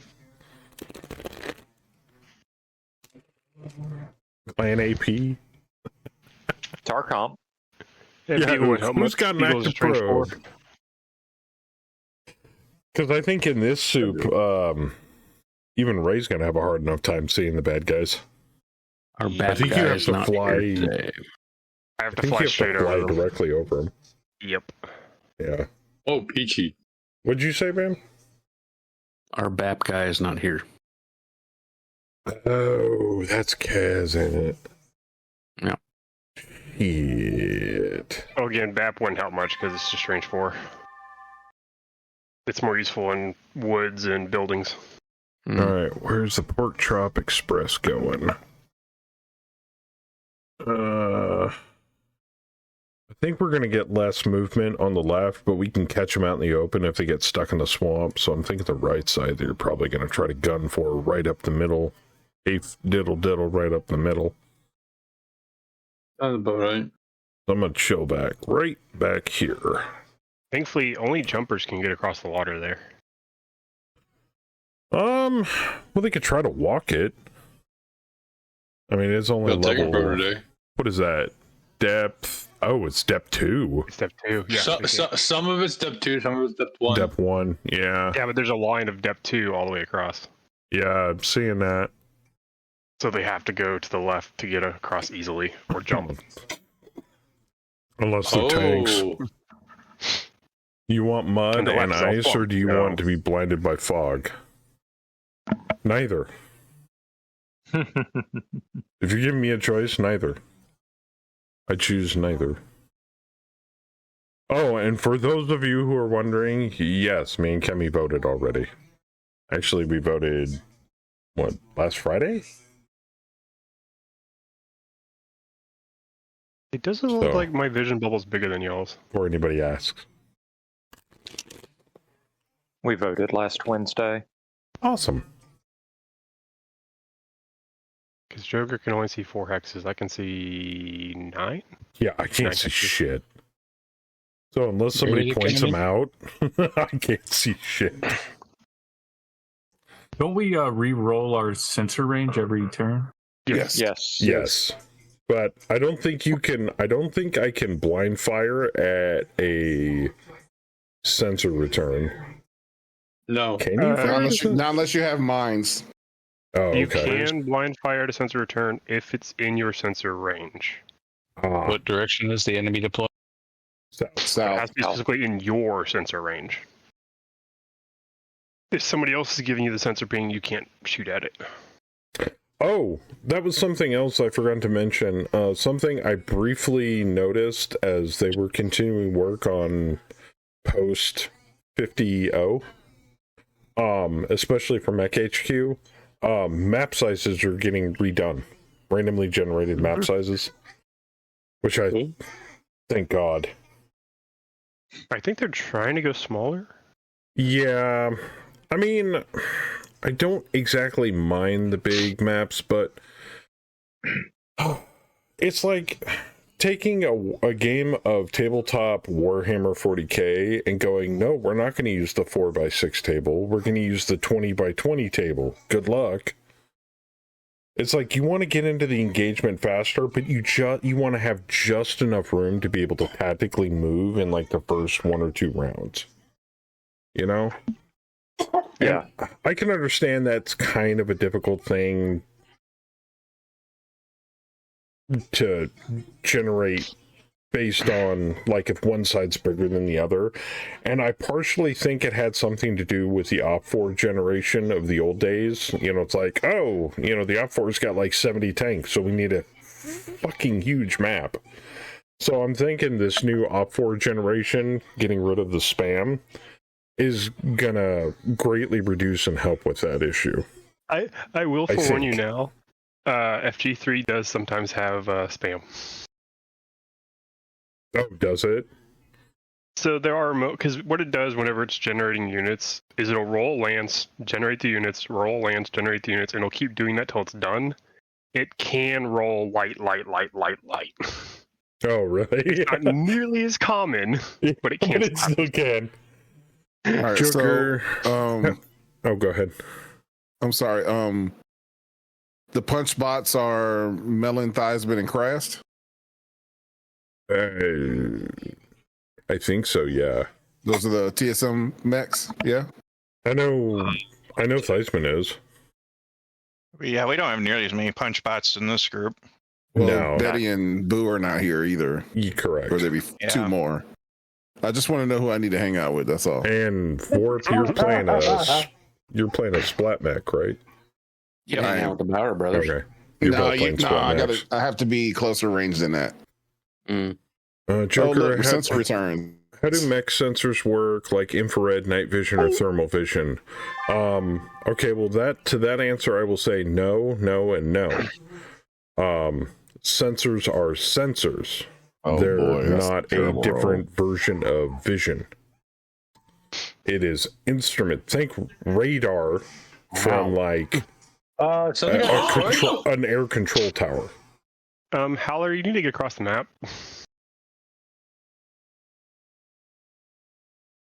Oh, Why? enemy was That actually bottom right stuck. corner, bub. Crap. Died already. That bottom right corner is asking to get shelled. It said, Yeah. it said, question mark is in a question mark and cannot survive there. Question mark destroyed by question mark. Love that. Infantry.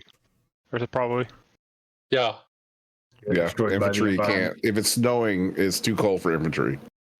Which is something else they should change. It is being changed. Okay. That princess won't pick a unit that can't survive. Well, I was just saying. I mean, either that or like just lower the. I mean, I don't know what the rule is. I feel like it makes it. I feel like the game won't let it snow unless the temperature is like extreme, and like snow happens in non-extreme temperatures. That unfortunately is actually rules written. It cannot snow unless the temperature is below a certain threshold. Yeah, I don't. It's such a low threshold. Yeah, agreed. Oh God, Especially that's since a a lot lot of of people thumpers know and long that snow toms. can very easily happen when, it's 30 degrees outside. Right. Yeah, it's written in the books. Yeah, exactly, babe. Lots of artillery coming in. And lots of red in the southeast. Shit. That's a lot of sensor returns.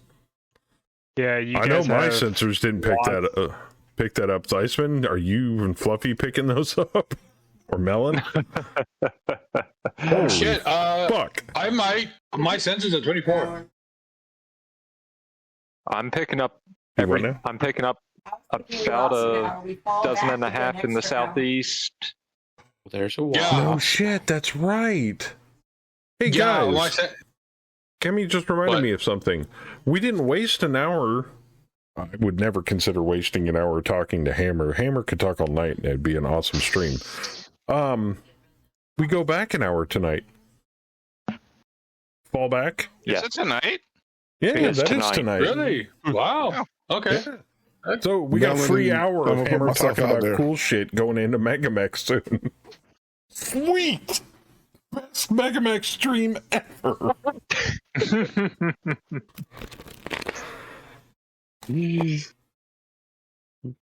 Not in the state / country. Oh. Okay, minus Ook. Oh, yeah, that's right. You got sprint on. Okay, These this is guys going to get are interesting. all ripping by. Y'all really are blind. Probably why Betty and Boo aren't here, because they're in Arizona and they don't do time change. Yeah, that's weird. I wonder why it's Yeah, but just it doesn't not happen until Arizona. tonight. Yeah, it's They got that, smart before that the other fallback 49. doesn't happen until like what, 2 a.m.? Well, 2 a.m. local. you want to hear smart? So What? Oregon a couple of years ago passed legislation that we were no longer going to follow daylight savings time and be like Arizona. Wow. But they have a caveat in the rule that it doesn't take effect until the federal government stops daylight savings time. The point of that is what? Yeah, that's Oregon's legislature for you. Oh my god. That's awesome. Ridiculous.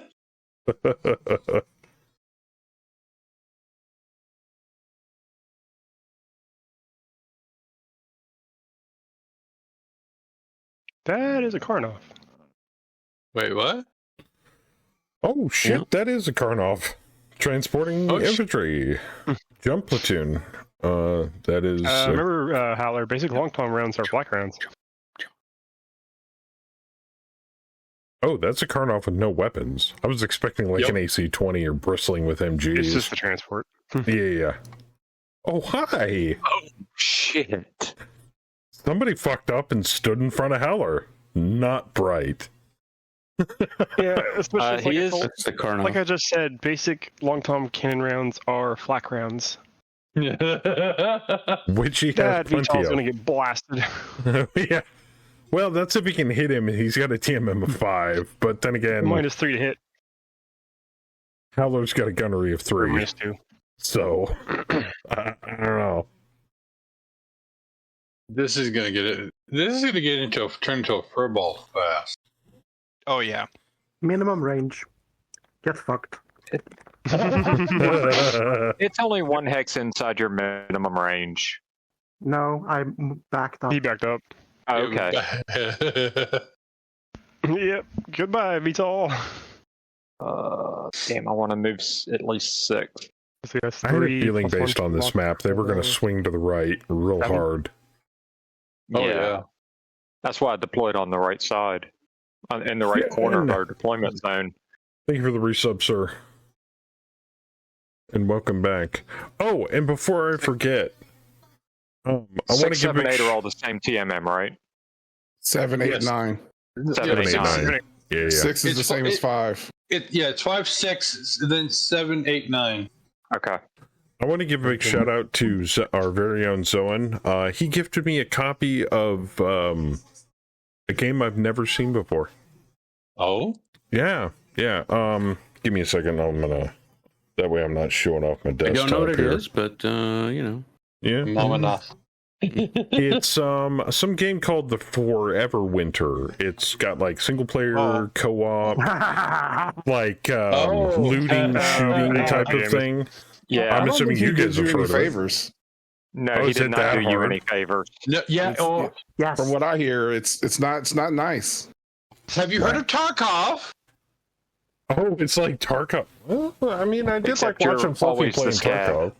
Yeah, except for you're the little guy. It's been getting review bombed though on Steam. Something about a water economy. It's not just the review bombs, but the beta has not gone well. Ooh. Yeah, or more accurate, early access. Yeah, early access. Yeah, it needs more time to cook. Yeah. Well, and it's really hard. Like they meant it to be all stealth and really hard. Yep. It's just the AI doesn't work quite And like it's they want. partially an art project. Yeah, Yes. it kind of is that too. Has anybody seen any enemy units that are a little too powerful here?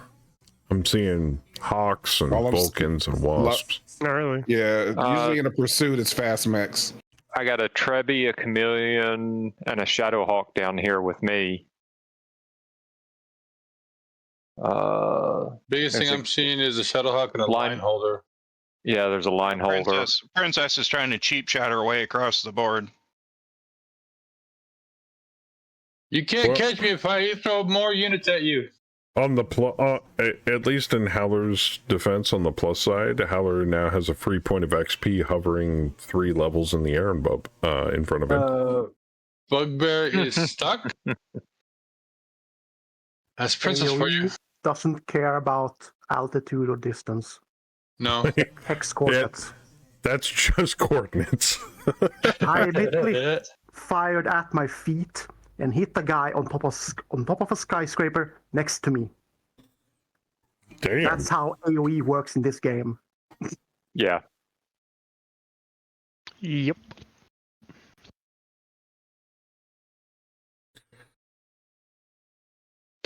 Nope, can't do that.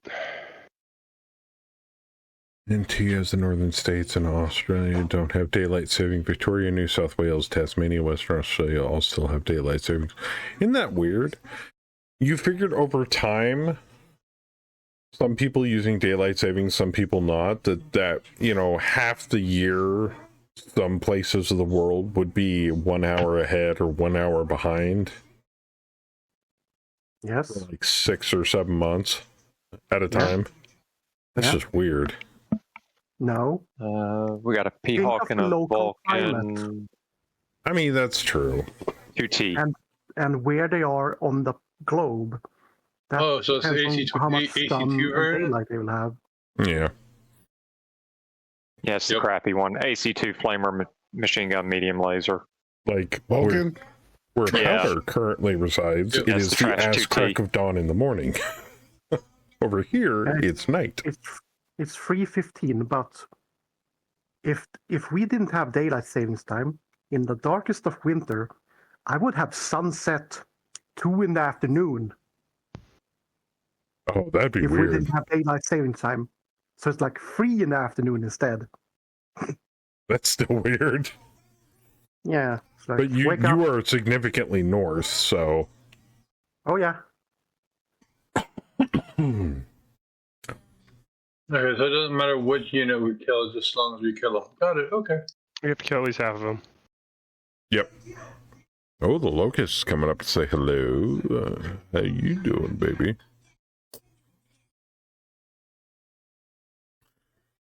Specifically, must be Saskatchewan and Canada, but it's specifically for sunlight in the evening, whereas QLD's up at 6 to beat the heat. As a night owl, it sucks. Oh, someone hit the water? Oh yeah, I see that. It'd be funny if they just all go head straight for the water. I could still technically hit him, but I'm going to be at a +1. I'm like 64 latitude. He's going to shoot me. I know he's going to shoot me. Does What, the Bam have locust? INF battle armor? I don't know, you have to ask Bam that. Okay, old joke. Do we have infantry or battle armor? No. There's really no need for it. Now, if we took mostly defense contracts, I might consider it, but then you have to pay all those people.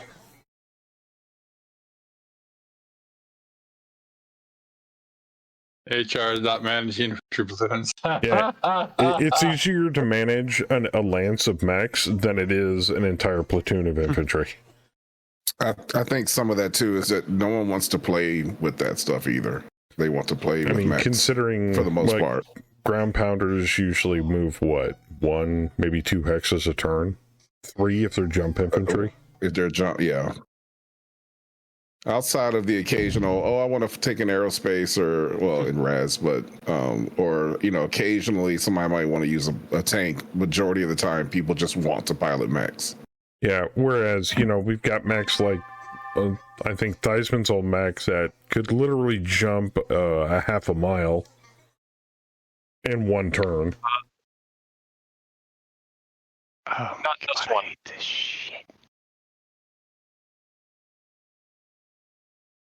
Ooh, tends to hit. Yeah, I'll take it. I can't target the hex directly behind me. I'm getting that bug. I can hit him with the lasers too.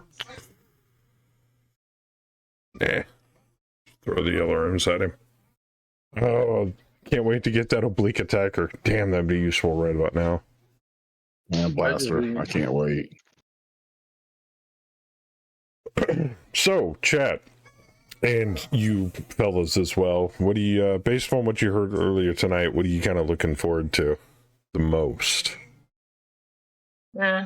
Me, it's everything. Yes. Yes. Yeah. Pretty much where I'm at. Yeah. Just yes. Any I'm here update is a good update. I'm just here to shoot shit. Yeah, there you go. I'm kind of looking forward to the real-time stuff, because if they get a real-time map thing, you could start maybe introducing stuff like air superiority. So if like the enemy has air superiority in an area, you can't bring a dropship in, so you have to walk your mechs to battles. So they take longer to do the job. Yeah, and then there'd be like bases, or or you could have aerospace units you could assign that would push that envelope back, so you could move your stuff in and around. Even as far as going, as we have it now, where we deploy a unit and then 1, 2, 3, 4 days later they undeploy. It's like no. You walk in those motherfuckers on the map to go recon, which is a fantastic idea. They're going to try to sneak stuff through the water, all that stuff on the far right. They are I'm with slowly making my way over that direction. With the new resupply stuff, they are once again thinking of doing some of the chain scenarios, such as like an aerospace engagement prior to a battle to get rid of the air assets that are approaching. Yeah. So with them working on chain scenarios again, stuff like that can happen. Missed everything. Someone grabbed a tree. I want a tree. Ooh, I did nice that shot, once. I wanna do it D-Master. again. Ripped the left torso Really, right off Princess? that stinger. I whiffed hard. Yeah, same. Melon got a couple of immobilized hits. I needed a That's good. 6 and I whiffed hard. Damn, no effect. Princess is really Foliage and everything missed me. Does that mean I effectively killed that J, Edgar? Yes, it'll abandon. You got the kill. Immobile. Do you Wait, see what 130 arm is- hard at work? Nice. Oh, the singer's got a little laser in the left and the right arm. Okay. Let's just put it this way: what's better? What's better than having a mech with 2 long toms? Having a mech with 2 long toms and an aerospace fighter with long toms. What's better? A long tom that a person using long toms remembering to using the correct ammo. Oops. Fire fuel layers. No. Good. That's the issue. Whoops. No, if you fire fuel layers, you actually would have a hard time to hit. No. Yeah, fuel layers. Have hit the fucker. Fuel layers aren't flak, so they have a hard time hitting VTOLs. I just need It's to the hit the first- ground next to it. That's snake eyes. Oh, it's too high in the air. You wouldn't actually hit with AoE.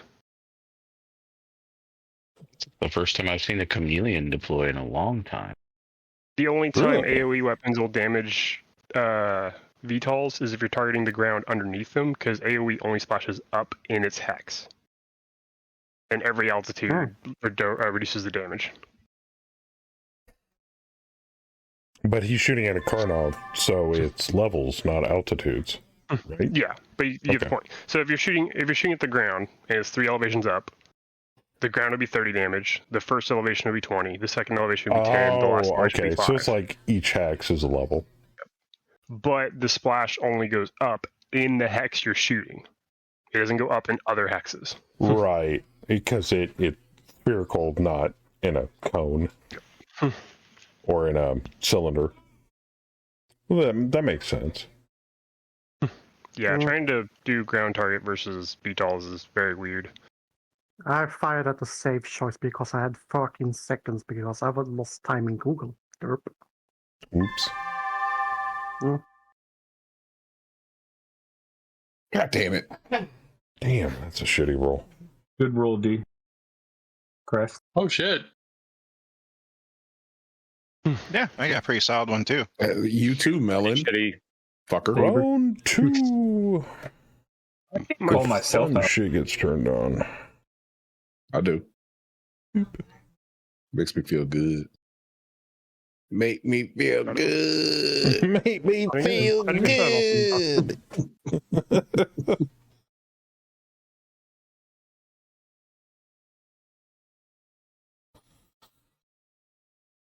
Yeah, someone else shot that stinger too. Because I did not hit the right torso. Oh, maybe I should move faster since they're firing artillery at me. Yeah. Yeah. You think? And I can't some see jump the jets on that orange thing. arrows on the map because they're enemy shots. Put some jump jets on that thing, man. What is it with you with jump jets? I swear. Jump jets is life? We jump jet everything. Can't jump jet without Something is life. Yeah, pretty much. Everything. Just about See, everybody you in say Flavia's that in group the- uses jump jets. You say that and the only thing that jump jets make me think of is that extra penalty to hit targets. Then you need the right skill. But you're also getting +1 to your defense as well. Yeah. Well, yeah, that too. SPA. Also, it's not just the so I mean, from an offensive standpoint, you're correct. Jumping makes you harder to hit a target. Like if I was pulling a Theismann, I could understand jumping. Like jumping into like 2 lances of enemy However- mechs. Yes. However, there are so many modifiers to movement in tabletop Battletech, i.e., terrain, elevation, trees, Right. weather, that your 4/6 mech never really goes 4/6 But if it jumped, it always has its jump. And to me, that part is the benefit of the jump jets. It the outweighs defense the is penalties. nice, Okay. but the fact that it just ignores everything. It ignores terrain. It ignores modifiers. as well. 2 words, Fluffy.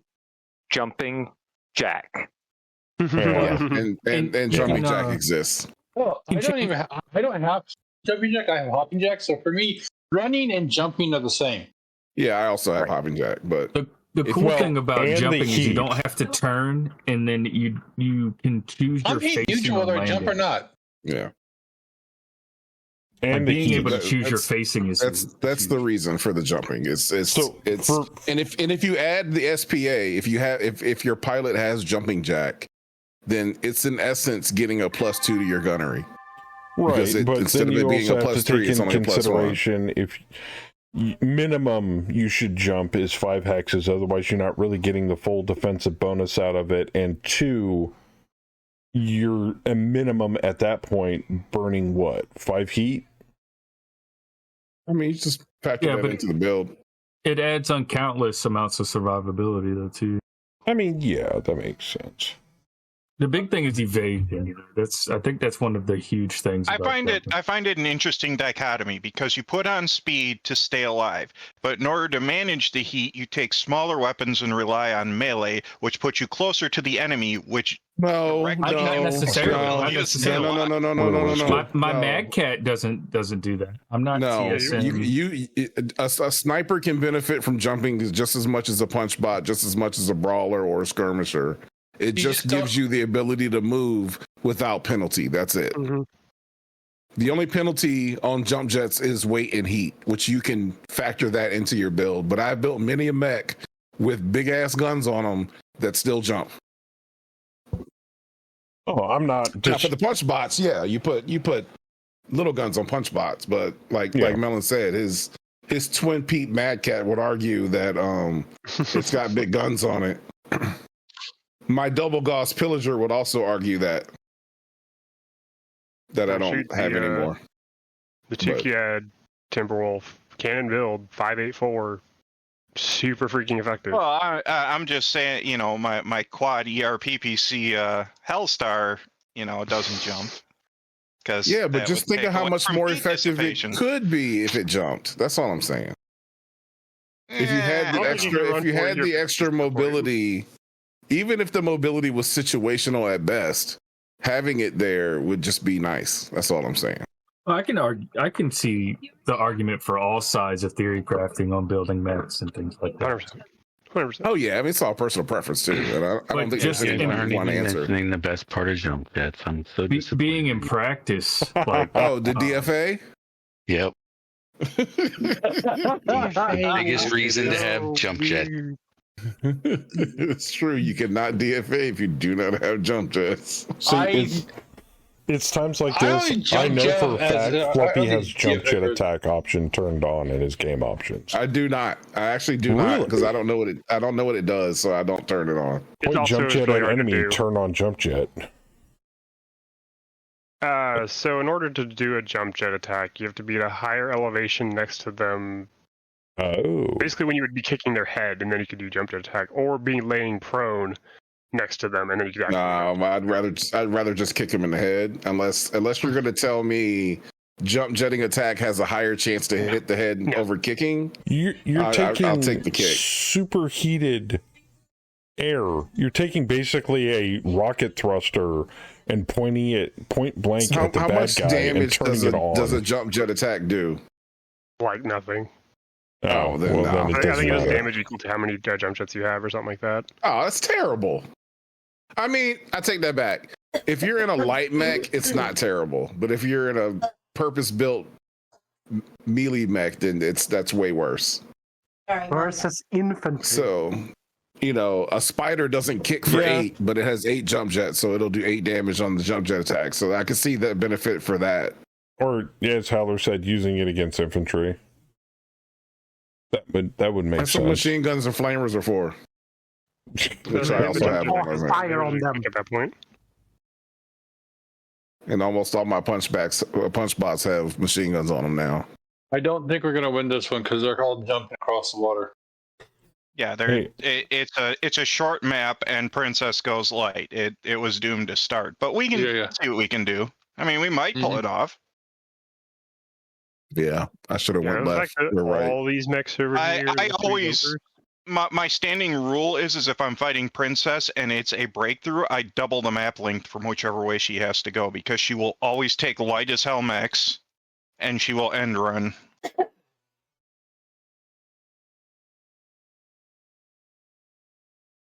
Hell, she's sprinting just to get across. And if you notice, whenever we get these missions, we have to go the longest way across the map possible. When Princess gets them, she can go the shortest way possible. Yeah, it seems like when we get breakthrough missions, it's like, yeah, the map is 10 by 70. It's like, the fuck? And we have to do the 70, where if it's Princess, she has to do the 10. We don't do that, though. We go 20 and kill everything and win. I prefer breakthrough maps where the distance to go from one edge to the other is shorter, for whether we're doing it or they're doing it, but a wide map, so that you have to cover more area, and it gives the person trying to break through more opportunity to try to sneak units through. That's just me, because having a skinny alleyway and a very long map, there's very little space to hide or to maneuver around the defending force that's preventing the breakthrough.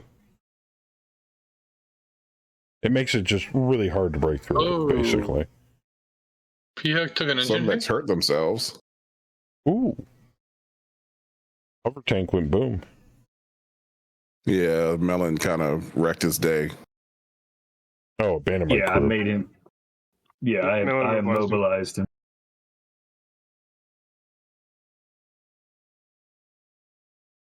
In the crater. Yeah. Marauder's like, so Princess plays to win. Yeah, you could say that. It's almost like the AI is trying to win.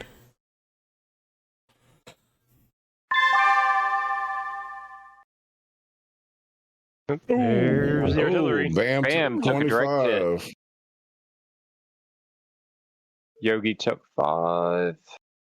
Saber took 5, or not Saber, Joker and Howler. There's a reason I snuggled up to their units. Well, one of them took some hits too. Oh, 15. I think took another 15. I knew I should have almost moved. grabbed the head, but it re-rolled. Shit. And the new artillery icons are awesome. Yeah, they are. Oh, yeah. The splash me done good. Make me feel.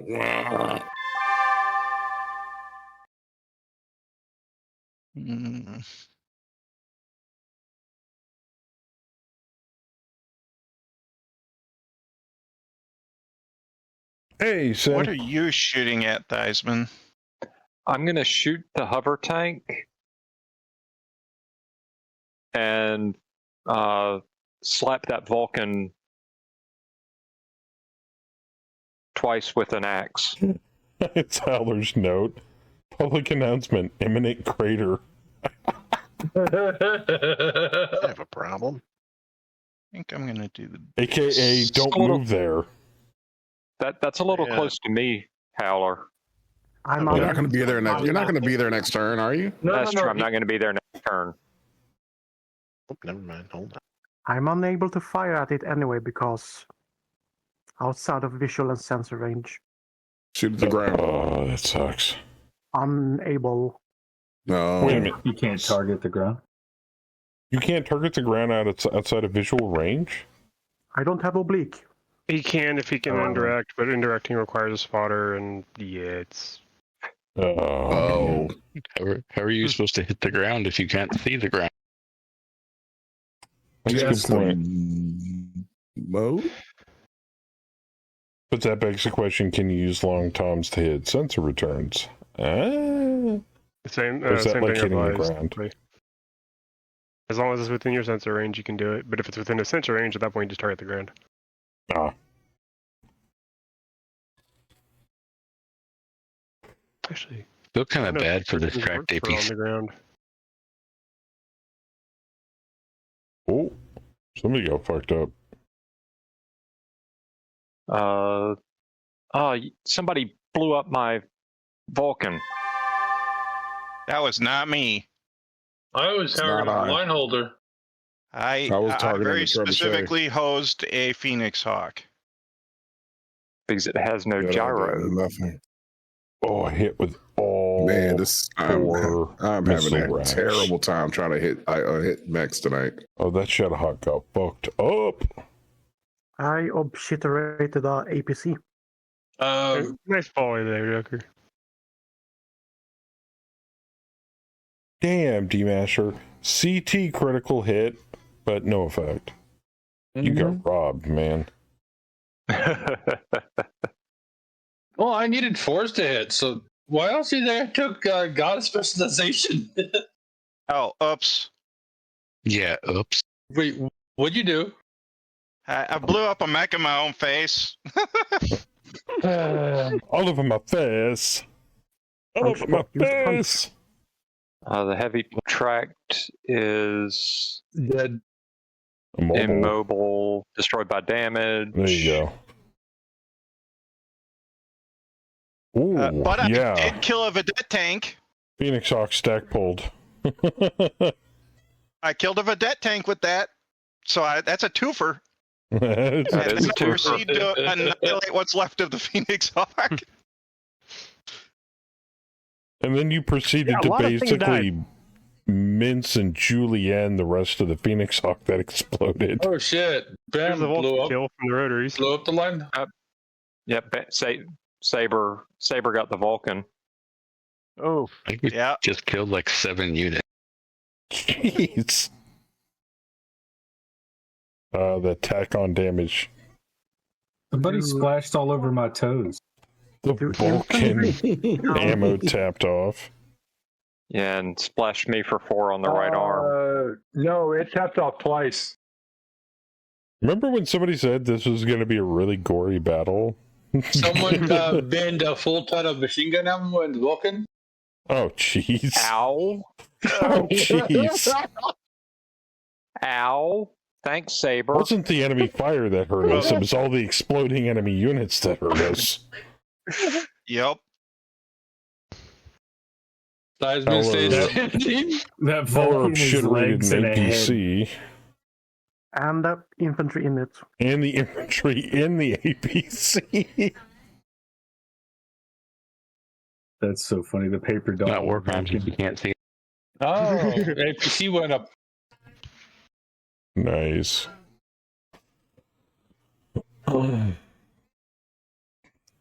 So that's what this week's mission is going to be like. We're just going to blow up a whole bunch of ammo, and then okay. What was your question, Omega? Anyone have Inferno missiles to melt the snow and make a mud line between you and the Ops Fort? That's a little specific, and Infernos don't exactly work that way. Yeah, it's not. I don't think it's snowing enough to do that either. No. It's snowing. It's not sticking yet. Oh, how many lost a leg? Fluffy got hard gel. I haven't been hit yet, so you can give it to someone. Joker, you can have it. You got hit with artillery. Oh, did I? Actually, Theismann got tagged pretty hard. Yeah. Okay, Theismann can have it. All right. He took 20 plus damage. He took a full machine gun box to the face. Right. Yeah. So how many do we have to kill to meet? 50%. I think it's like 20 something. Well, how many is what I was... Unit Oh, I know. They'll tell me on the next screen. Up 4 is 41 total. So 21. Well, Joker does BV percentage. BV. Yep. Just in case there's a heavily wounded enemy that refuses to die. Good roll, Fluff. Rest. And all the infantry died in cold. We're at 77%. Down. They're 70. Actually, we're actually doing better on units than percent or BV. Yeah. They're at 70% already. Died. Yeah, they've already lost 12 units. Jesus Christ. Yeah. Yeah, once we get in there, it goes really fast. Not because of me, because I haven't done a damn thing. I've been crippling shit, so I've been doing my job. I haven't done shit. I haven't been able to hit anything. Yeah, that's my issue is I can't. Oh no, I did a bunch of damage to an APC last turn with Crash. Yeah, that's right. You did. You disabled one or made it immobile or something, right? Yeah. Mm-hmm. I just haven't been able to melee anything. In 2 rounds, I put 2 lasers on targets, and that's it. My gosh, has hit twice out of 2 shots. The first round, I stood next to a target that hadn't moved yet, so everything moved past me. I had to come back. All right, Dyson, you are fully. All of your armor has been repaired. Thank you. Thank you, Fluffy. You're still missing your searchlight. I am Which is still probably missing a my big help, searchlight. considering the fact you weren't internal yet. So you were really weak on a leg there. I think you were down to like 5 or something. It was a leg or a side torso.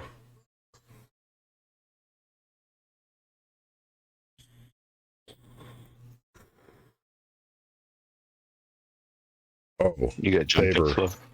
Oh, the vedette wants it. I do. There's a trans bucket right there. You can give. That's bait, Saber. Not in this pilot. In the other campaign all day. All day and twice on Sunday. I did shoot at him. I'm hoping that's the chameleon. The terrain will slow him down, and I can catch him this round and get right behind him. I see what you make, Kraz. That chameleon's a pretty mech. Yeah, like I said, it's not a bad mech. You just don't see him deploy very often. Oh. 50 turn, that's not bad. That's actually decent. Oh. Kind of looks like the only problem is it can't. It's a bracket mech because it doesn't. It only has the 10 single. Yeah, it's like a bigger Phoenix Hawk. It pretty much. Yeah, the chameleon looks kind of like a 50-ton Battlemaster. It's like a Battlemaster and a Phoenix Hawk had a baby. Die, oh, yeah. No, but it's mine. Get up off me, homie. Wait, what? Okay, I have to move. The trench bucket. I have to move. I'm licking my chops. Yeah, you need to move because they're gonna bomb the shit out of you. I'm gonna give support on. I'm gonna start shooting at the guys trying to cross the river there. Oh, I mean, if we lose a couple of enemy mechs, we could still win. They only win if 50% of their force flees off the north side. Yeah, we need to get eyes on north. And currently, we're looking at 1, 2, 3, 4. I'm moving up. Well, how many are up? How many are over the river? It's not that 5. many, right? 5. Oh, well, that's fine. As long as we handle what's on this side, we're fine. There are 2 more that'll probably get across soon: the chameleon and the Vulcan. The Vulcan, yeah. But that's still just 7. We still got lots of time. Well, I mean, Howler can turn that around sounds and like eat a that sounds like a mission for you, air support. Pick them off the best you I'm can. facing the wrong direction right now. Yeah, I know. Also, because of the bug with aerospace, I can't target the ground. Unless I'm literally in the hex. Which mech got Foobard? Was it Sounds like a Theismann or Saber? Oh, Theismann got hit really bad, so he got hard gelled. Fluffy gave him his hard gel. Do I want to? You know what? This kind of these new things that Hammer was talking about that they're working on putting in might open up opportunities for more chat rewards from chat on the StratCon map. Possibly. If we have the ability to GM some of that stuff a little more liberally. Because rather than adding mechs as Chet is so inclined to do, into a drop, they could add mechs or opposing forces on the StratCon map for us to have to deal with. Which means the amount of units on the table in a Mega Mech drop would be a lot more manageable. That and after the Op4 spam gets taken care of too. So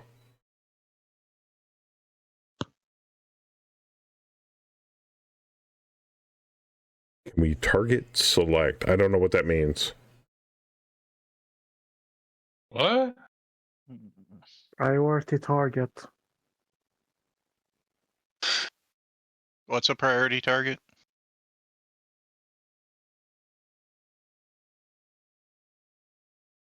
What's Y4 you mean?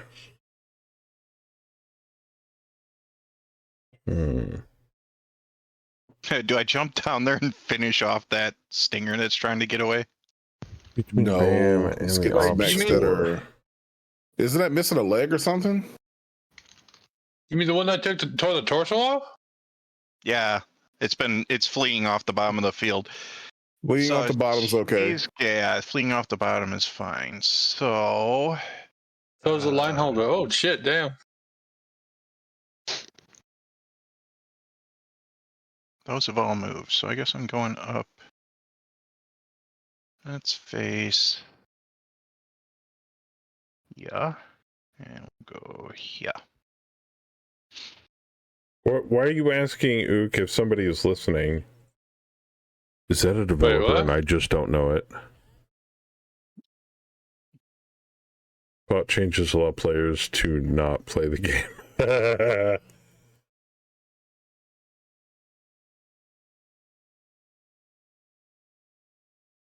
Okay.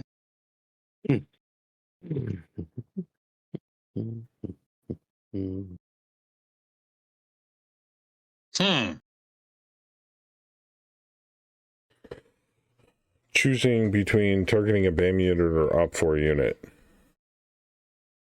Oh, no. See here, Omega, I'm taking what is known, what has been famously developed by Piranha Games, the people that make MWO. I have put in a chat rewards that give the illusion of choice. So in the old days, we had it where you could just pick, spend coins, and get the reward. Nowadays, so that it's not so unbalanced, so people are just picking nothing but negative rewards towards the players to unbalance the drop, it is what is known as illusion of choice. So when you take the reward is random, good or bad. But you still get the reward, you just don't get to pick the specific reward. It's kind of like how PGI does MWO. You can vote to pick the map, like we used to do in MWO in the old days, but nowadays, or no, how we do nowadays, in the old days you could just pick what map you want to play on and go.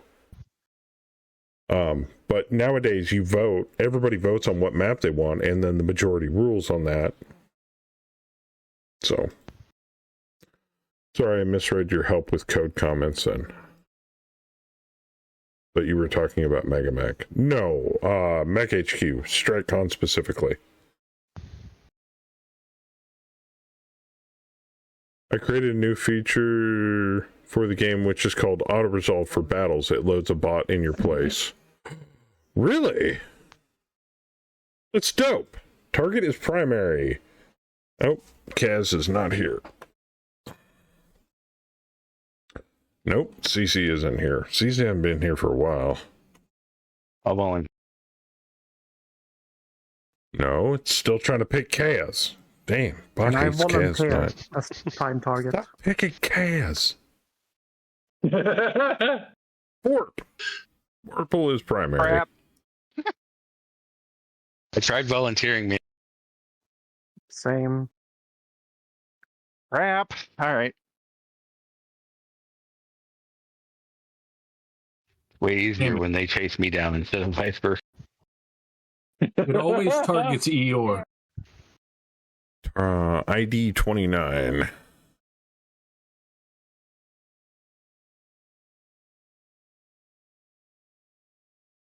And it's usually just the only the primary op for.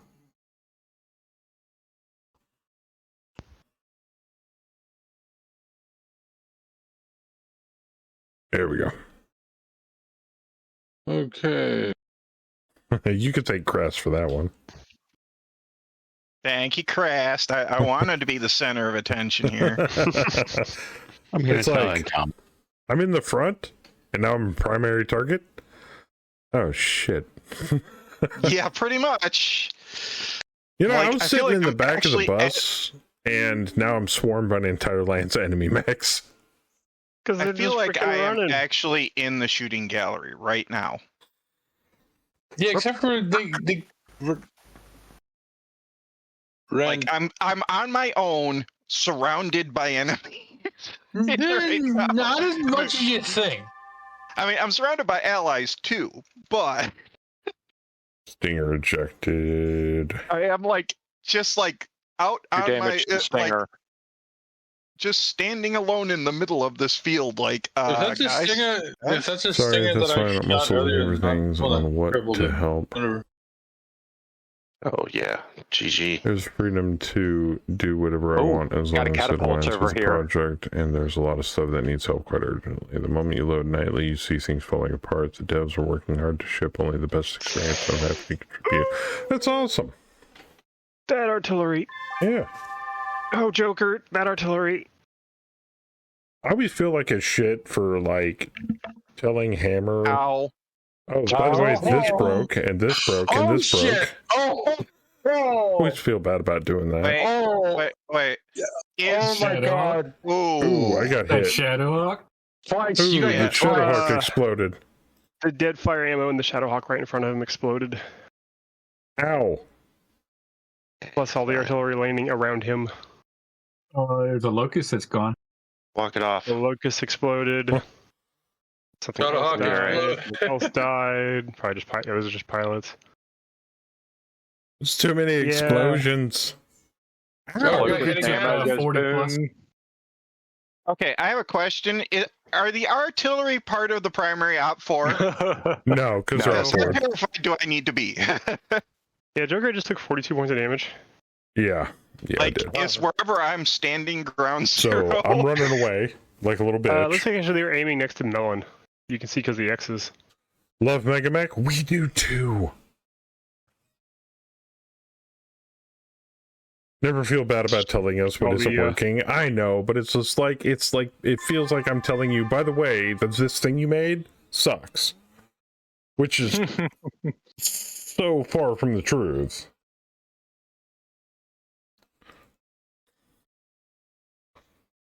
Oh, what do I shoot? All right, Wait what's a minute, everyone it's shooting allowing here? me to peg the sensor I'm shooting return. the line holder. Oh, no, it's not. Never mind. I'm shooting a Shadowhawk. Shooting? What shooting? Oh, that Wolverine looks pretty juicy. Shooting is 11 machine guns. A medium laser and a small pulse laser. He's out of range. All right, I'm going to take a shot at that Vulcan up on the hill. And then next round, I'm running like a little bitch because let's look at my armor. You were missing armor on your right torso. Yeah. Look at a little Swiss cheese here. You took some serious splash damage. Mm-hmm. Man, artillery got a hard on for my ass. No, they were targeting Melon. Yeah, they were targeting Melon, but well, then why haven't they hit him yet? You got hit by one shell. The rest they scattered. It scattered. Yeah, but the majority of what Joker got hit with wasn't the artillery. It was ammo. Machine gun ammo. Well, and dead fire. Dead fire ammo. Well, no, there was machine gun ammo in there, and there was also dead fire. It's worse when you grab something and say, oh, it's broken for the past 5 months and nobody saw. Is this useless? Since the in-game DM tools stuff, there's been more to do on that front. Yeah, some definitely. You could almost say, Ook, holy mech armor, Batman. Because, it's got holes in it. Oh, Well, if you had a problem hitting with missiles. All right, Shuttlehawk is not going anywhere. He's missing a leg.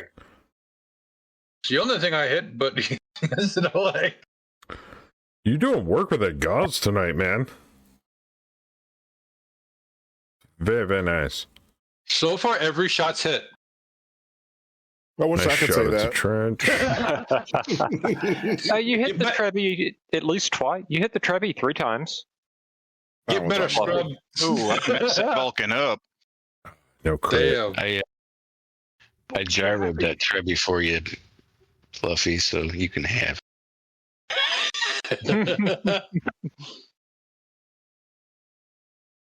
Oh, Saber letting the racks fly. Yes! Section destroyed, medium laser, upper arm. That's the same one I was targeting? Yeah, that's the same one I was targeting. Yeah, number 2. Yeah. That's with the Bauer. You get the racks. I thinned down the line holder a little bit. Phoenix Hawk fell down. Line holder fell down. Wolverine fell down. Trev fell down.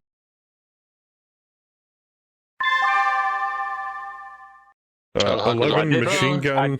It's either a Piranha or an IED. No, it's just Theismann.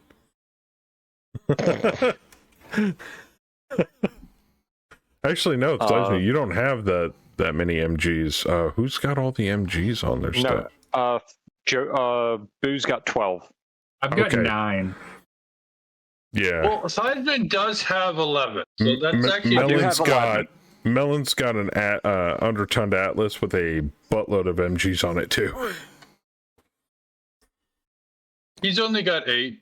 These are all most of these are custom mechs. Oh, no, it's not correct. We're running a custom mech campaign this time. Every other campaign we've run has been stock. So we decided to do something slightly different for this campaign. Yeah, I'm the only player here with a stock mech. But they only get a new custom mech of their making that's validated and approved if they have a new pilot. If they lose their old mech and we can't bring it back from the dead, as it were, then they're pretty much out of a custom mech unless we can order it from the list, which 9 times out of 10 we usually can. The thing is I don't think custom mechs physicals. Oh yes, I've still got to do that. The only downside is I don't think you can do refit kits with custom mechs. You can. You can. Okay, Yeah, you can. There you go. We just have to buy the shell and then refit it. Yes. Have a good night, Hammer. That's how Fluffy does. That's how Fluffy does our customs in the other game. Usually the refit kits are faster refit than doing it manually. Hey, good job. Good job, It's Joe. always amusing watching a WAF punch a Black Knight. Did I just...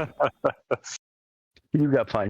Wow, I've never punched a mech to death in this match. Feels good, doesn't it? Yeah, it does, actually.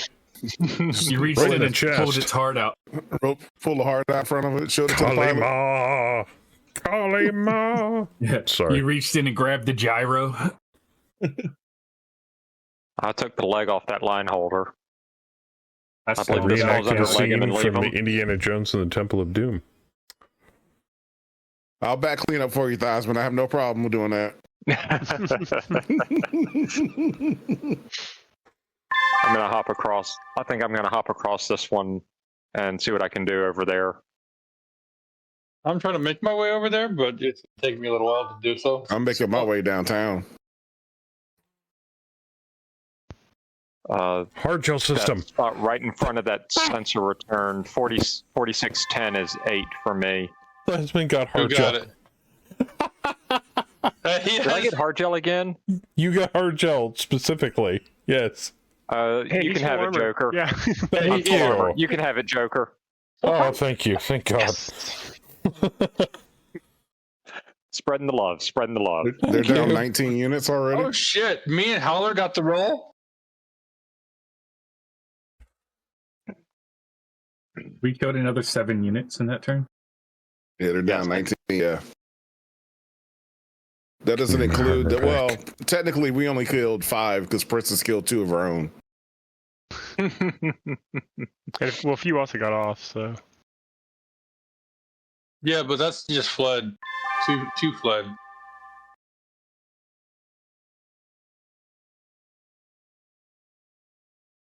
Comes another volley. No.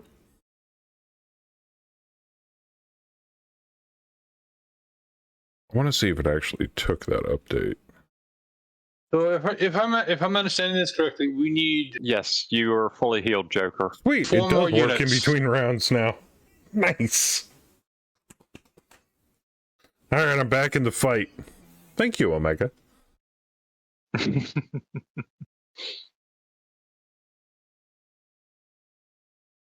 actually kind of wanting to go early this time, but I didn't. You want a piece, Phoenix Hawk? Let's go, bitch!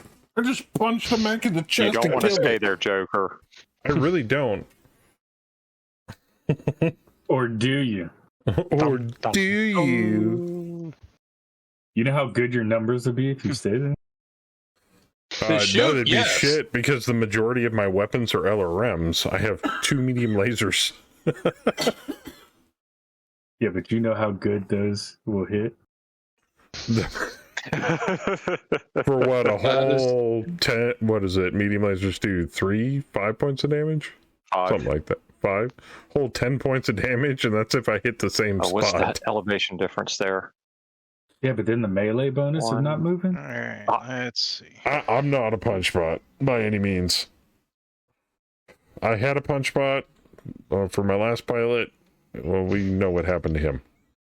So, I'm back of the bus nowadays.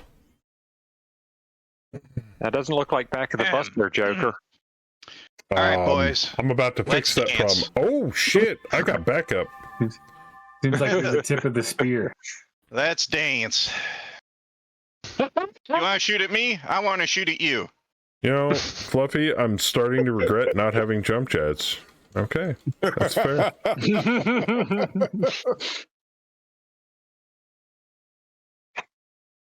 What's it, 4-6? Even if you only use them situationally, they're just nice to have. Like DFA. like a DFA. Ooh. Now, before I forget, and for those of you that are joining us late, unfortunately, then I'm going to be going out a little longer this next time. I'm actually heading out to work tomorrow.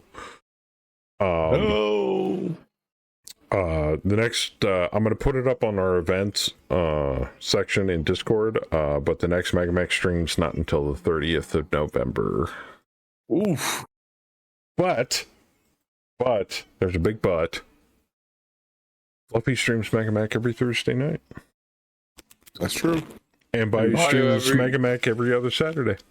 Usually. Though, if I remember correctly, this next weekend, if I remember correctly, we are starting the new campaign for Bayou's, which means we will be in the later portion of the Star League, just as basically just I believe it was either just as the Exodus starts or just before the Exodus. Wait, Bayou's retiring the Grimhounds? Yes. Wow. Man, you guys have been playing that one forever. Mm-hmm. Oh, Jason's a 1-1 pilot with a whole bunch of SPAs. Oh, cool. Well, good for him. I'm glad he's starting up a new campaign. Raul, are you dropping bombs on that Vulcan? Yes. Oh, and if you're going to land there, I can shoot someone else. Shoot the Phoenix Hawk. And I was thinking about landing behind there. Yeah. And to give Fluffy a shout out. Phoenix Hawk might not be a bad idea because he'll be able to run. Fluffy, you're running Grey Death Legion drop next Thursday? It starts Thursday, yes, indeed. Yeah. This Thursday coming. So we will not be in our mechs. You want to see some GDL action, go check out Fluffy, 8 p.m. Eastern Standard Time on Thursday nights. Next Thursdays, be specific.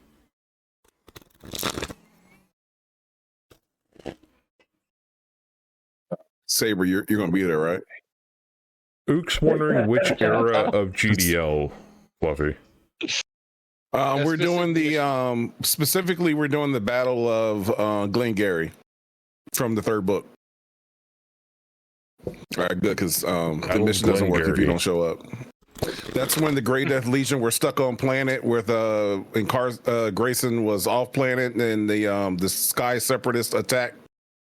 Because Glenglary was the Grey Death Legion home world. Yeah. And the Sky Separatists kind of separated from FedCom and attacked the Grey Death Legion directly because they wanted the planet. Saber's like, oh, good, no pressure. Are you going to finish that French bucket off, Joe? No would. May as well. So it's the we're doing the Day of Heroes campaign book. The old school one. There you go. I hope artillery doesn't land amongst all y'all. A night you don't want to miss. Well, I'm going to be moving next to Vocal. I'm getting the crap shot out of me this round, I think. Oh, do I jump? Do I jump? Not necessarily. Demon's got a single comms one for a sec. Do I jump behind the Wolverine, or do I jump next to this question mark and next to the swamp in the water? I'd say the water. Question mark. We'll do the water. Well, you're forgetting, D, I'm the priority target. Yeah, but I'm also jumping right over there next to you. So no, I'm literally their priority target.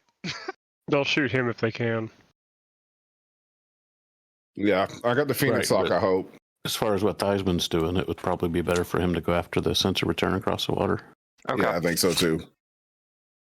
Yeah, Ray needs some help with his air supporting the units that are trying to run. Wolverine's stuck. Nice. You picked the right one. I did. Ooh. Bye, Wolverine. With a TMM of 1, and the Wasp has a 0. Suck it, nerds.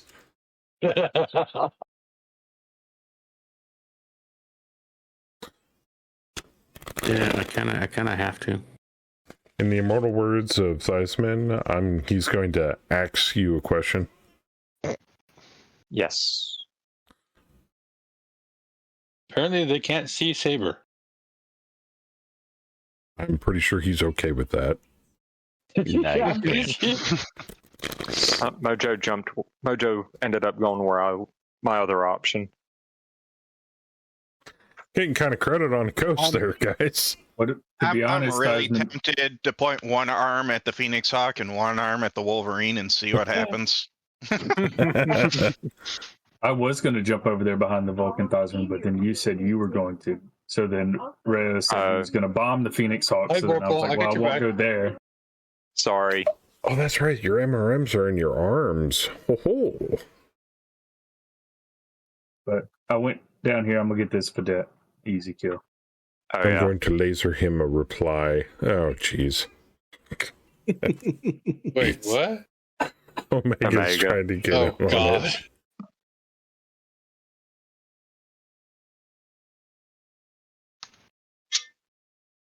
I think Fluffy's wants this Phoenix Hawk, so I don't know that I want to murder that. I'm going to attempt to murder a Phoenix Hawk, yes. Also, I wanted to mention, no major changes have happened to the MegaMech reward system on the bot side. I was able to clean up the code on the back end and make some minor changes with how it presents on the screen now. So it may look slightly different, but all the rewards and everything are the same. It's just, it works more efficiently now and takes up less RAM on my machine. All right, that's another 2 units destroyed. Shadowhawk ejected. Ricochet sleeping. That's a kill for me. I ripped his leg off. Ooh.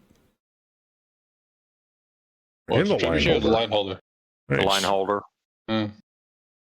You say I gyro the trebuchet. Yeah, and since we got rid of the whole, since you were really the only one interacting with the financial side of things, we've just got rid of, we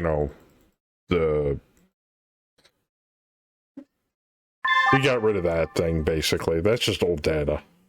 Oh, so shit. I just flatlined the cost of the redeem down to 2K and called it a day. Bleeding Edge. Fluffy gains a point of edge. Thanks to Trump. Nice. Fluffy took 5 from artillery. Yogi 10. 5. Gosh. Bam 5. It's just 10. That's fine. Wow. Artillery heard it's killed its own pilot. Yeah, they do that. That's Saber. Took 25. I took 5. Yeah. 15. Yeah. Oh. It's so cute when artillery tries to hurt me.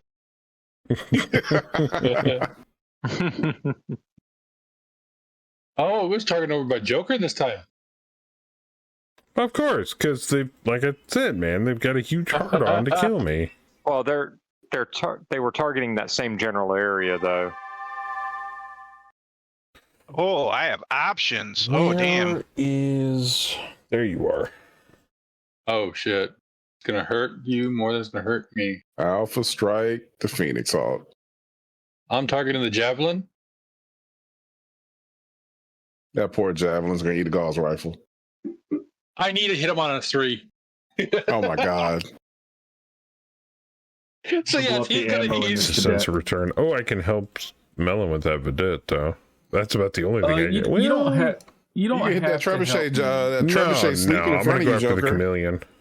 I You don't can't have to turn help that me far. bend it. All my LRMs are torso mounted. The trebuchet right in front of you. Use an LRM boat, bro. Right Yeah, across. the trebuchet laying on the ground, Joker. Oh. Yeah, but there's minimum sleeping. range, man. Nah, kill that dude, man. Yeah, that's XP. I still need Kill it. 7s. He's sleeping. Don't aim. Oh, I'm not. Yeah, don't I? Oh, it is 7. Ew. The minimum range is rough. Yeah, minimum range. Yeah, the shitty Yeah, part that's about rough. IS LRMs. But I miss my clan LRMs. Come back. All of us are running clan LRMs in Fluffy's game. Yeah. Hell, I'm the only one that's not using clan LRMs. That's because everybody else I'd keeps make- grabbing them. I use ATMs on my trying to get on Ben my to buy have- a wing of arrow. I have no idea what Yeah. 920 LRMs are I talking had a about. question about that. Yeah. How do we have ATMs? They're not invented until 3060. It's not true. 3060 Is that true? Yes, No. that's Oh, what you're talking Sorta about says. Fluffy's campaign. Oh, We don't- okay. We Yeah. don't have ATMs, do we? I thought that was only in the special mission. No. We have a shit ton of ATMs in the hangar. Hold on. And Omega. Hold on. I'm We looking it did up buy right that now. Lance Hold of on. Tanks. 3054. 3054. Oh, okay. Because I thought I saw it was 3060 on Sarna. Yeah, because I mean, like we, prototype from 32. About we yeah, we just because the Op 4 is always non-custom mechs. They're just stock mechs from the year, and that's Yeah, where they didn't came bend it. from. Oh shit! I The didn't javelin bend the switched to vedette, but I still dead killed fire. That's Joker, no bueno. Yes, you could take Deadfire. I thought Help you with about the short it, range but it's like, engagement. actually, I think I have Deadfire. Some of my shit's Deadfire. I don't remember. Vorpal look. got a. Or you could also hot load. We got some collateral. Oops. Oops. No, that javelin didn't. It ain't looking so good. I mean, I'm getting a lot more hits this drop Oops. than I think I've ever gotten. That wasp over Hey, here is that's- not looking so good either. That's pretty good XP right there, Vorpal. Hey, that's 2 right there. Yeah, hell, I'll take it. You got both of them? I got the javelin. I shot the Vulcan, which exploded, which killed the javelin. Oh, nice. That's twice this round this match I've done that. I think I nuked a pilot. Two crits, no effect. What the hell, game? Oh dear God! You blew up a Vulcan. You messed up Mojo as well. Yeah, Mojo's expendable. Blew the right torso off. I was not happy with you, sir. You killed my javelin! Damn you! Yeah, you killed it. I did it indirectly. Fuck you. Well, if it's indirect, then it's fine. You know. Yeah, I killed it, but through explosion of another mech. That's I not. didn't mean I to didn't kill target it, but I killed it. I didn't mean. I meant to blow the ammo up. Get pegged. Looks like Deadfire. Not all of us play Dowler style. No, I want to use Deadfire. It's just you gotta get closer to the enemy, and every single time I get close to the enemy, I lose a pilot. What am I on pilot 4 now? So just 6. Okay, mix your ammo. Take some standard, take some Deadfire. Yeah, that's what I was planning on doing. I think we've got some Deadfire LRM floating around Speaking of in Deadfire, our warehouse. I'm glad I'm not that close. Ooh. And there goes Wolverine. And Bam got hit, and Vorpal got hit, and Demon got hit. God, and the Mojo Wolverine got blew up, hit. and then I kicked its head in. I'm so happy I was far enough away. Hey, I'm behind Vorpal. Vorpal took the head off the Wolverine after it got binned. Yep. Bam, you didn't. Oh, that is so cool. Death from above deals no damage. His target has been destroyed. Bam tried to DFA somebody. Nice. He is certified, so it's okay, Chet. Or the Wolverine. The Wolverine has 2 points of armor left on 2 points of the Wolverine that I'm up against has 2 points of armor left in each leg. Or 2 points of structure left on each leg. Fucker. I mean, it does say top of his fucking Nagelring class, Bauer, so. I mean, I you can't question that. Yeah, you better put some respect on his name. Are we calling this, or? I think we actually won. 50? No way. So. You think so? Did we kill enough? Yeah. Oh, God, we are. Oh, God. But if my you want to XP... get technical, the primary off force down to 34. But my XP, though. Well, keep going. We've still got time. Even if we include the artillery, we're still below 50. Oh. God damn. Yeah. We'll keep playing this drop. 1, because we still got time, and 2, I promised my wife I would go to bed earlier tonight. Oh. Because, yeah, my ass didn't end up getting in bed yesterday or this morning until like 4. Yeah, I went to bed at 3. Yeah, it took a little while to play last night. Yeah, there was a lot of though. issues that crept up last night in that game, and Oh shit!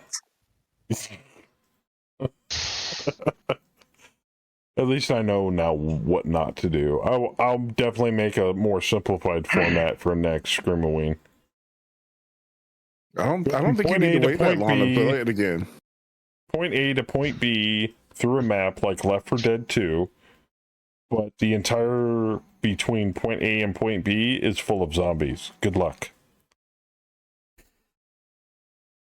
I mean, I could do an tabletop adaptation of a level out of Left 4 Dead 2. Like I said, though, if I can get a top-down map view of an entire level for Left 4 Dead, that would be dope. Because then I could just import it into Foundry and put an overlay grid on top of it.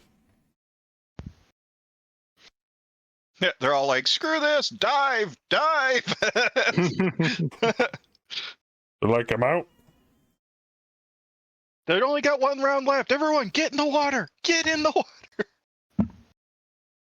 Fall back an hour. Yes, but Ook, we spent that hour talking to Hammer. It was more like 45 minutes, and the first 15 minutes of you just derping around, starting the stream and not starting immediately. Sounded like Murphy had fun time with you guys last night. Hey, it was pretty good. I had a blast, man. I think you should do it more often. I don't think you need to wait for Screamaween to do it again. I'd play again, definitely. As I tell Cam all the time, everything's better with zombies. Eddie's not here. He's had enough cocaine. D-Master got cocaine. God damn it. It's my cocaine, my drugs. No, it's my points, my cocaine. Fuck you. It's my drugs. Give me my drugs. All right, now I just gotta find him. Coke. Oh, you're up there. Give me my drugs.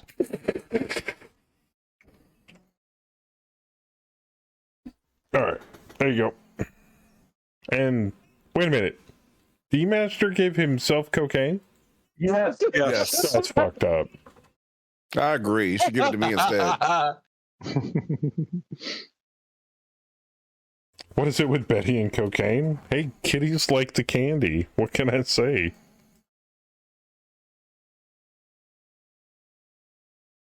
Make it a Weird West with zombies? I could. You know, players armed with 6-shooters and Winchesters and on horseback. And no, can't make them faster than the zombies. Oh shit! Another ejected. That's me. Phoenix Hawk ejected. Yep.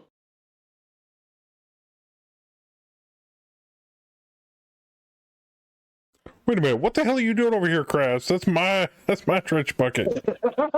I gyroed. Man. Well, Joker, there's a chameleon in the opposite direction you can shoot at. You just gotta get into position. That is true. I can't reach anything else in time with my 100 tons. Oh yeah. I forgot you. Actually, no, I stand corrected. No, there's 2 chameleons that have a 0 TML with legs. Yeah, there's a chameleon over here with me. The other chameleon's in the. I'm gonna head north to go. Can't target him. I'm gonna head north to go support you guys. There's also a catapult over here by Sabretooth. Melon, jeez. Spin to win. Oh, there is a catapult. Hey, I got some missiles to show you, pal. Right here. Oh, you even got closer. You dumb bastard. Oh, he put himself in short range. Oh, you ultimately dumb bitch. Yeah, he put himself in exactly the worst spot to be against you. Exactly 7 you have a fucking blink hexes. attacker. No, but he's now in short range of me. He doesn't need a bleak attacker. I don't need a bleak to hit him. There's only a level 1 hill between them. Yeah. And then Saber's gonna rack the shit out of. I don't know. Or do racks have minimum? Rack 5s? No. I don't think they do. They do not. You know what? Instant damage. In the moment the if we're gonna hose a mech, we might as well really hose them. What are you doing? Are you we're gonna go MRM 30s and rack 5s. Well, Omega, it wouldn't have to be zombie themed. I mean, it could be anything that anybody I'm gonna wants. hold position.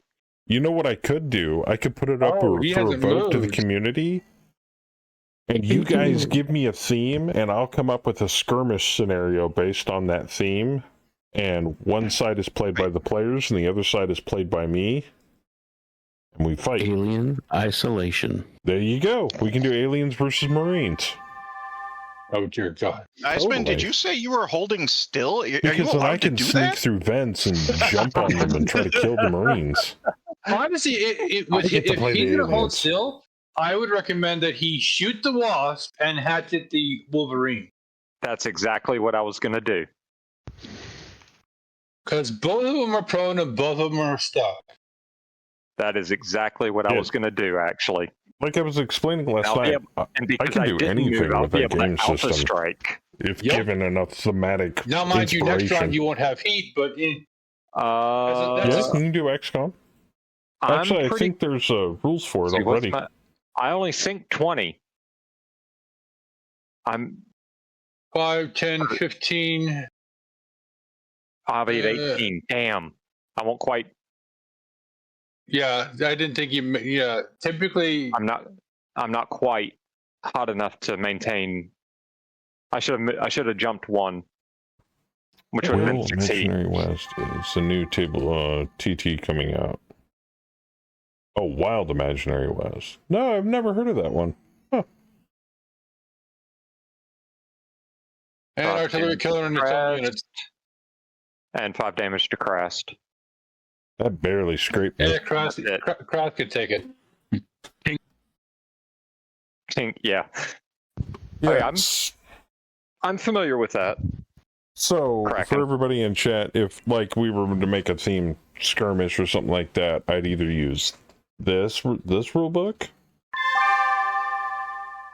or this rule book. Because if you want really simulationist like fuckery, use this book. I can't. 2 of my weapons, I can't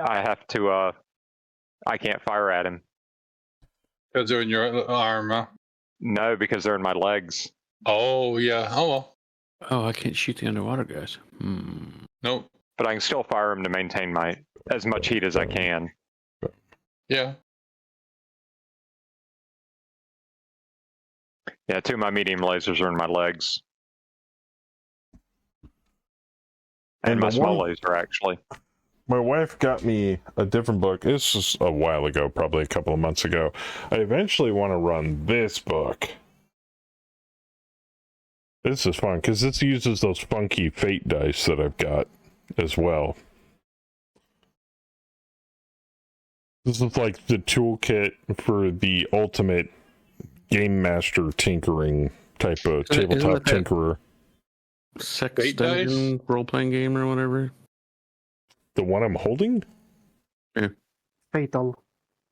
No, this is Fudge. D20 Kama Sutra? Yeah, that's what I thought it was. Some kind of weird sex This thing. This game system was designed by the same guy that helped design GURPS. Except this is like a simplified version. Faber, want to see how many times we can bend this catapult between the 2 of us? That's what I'm going for.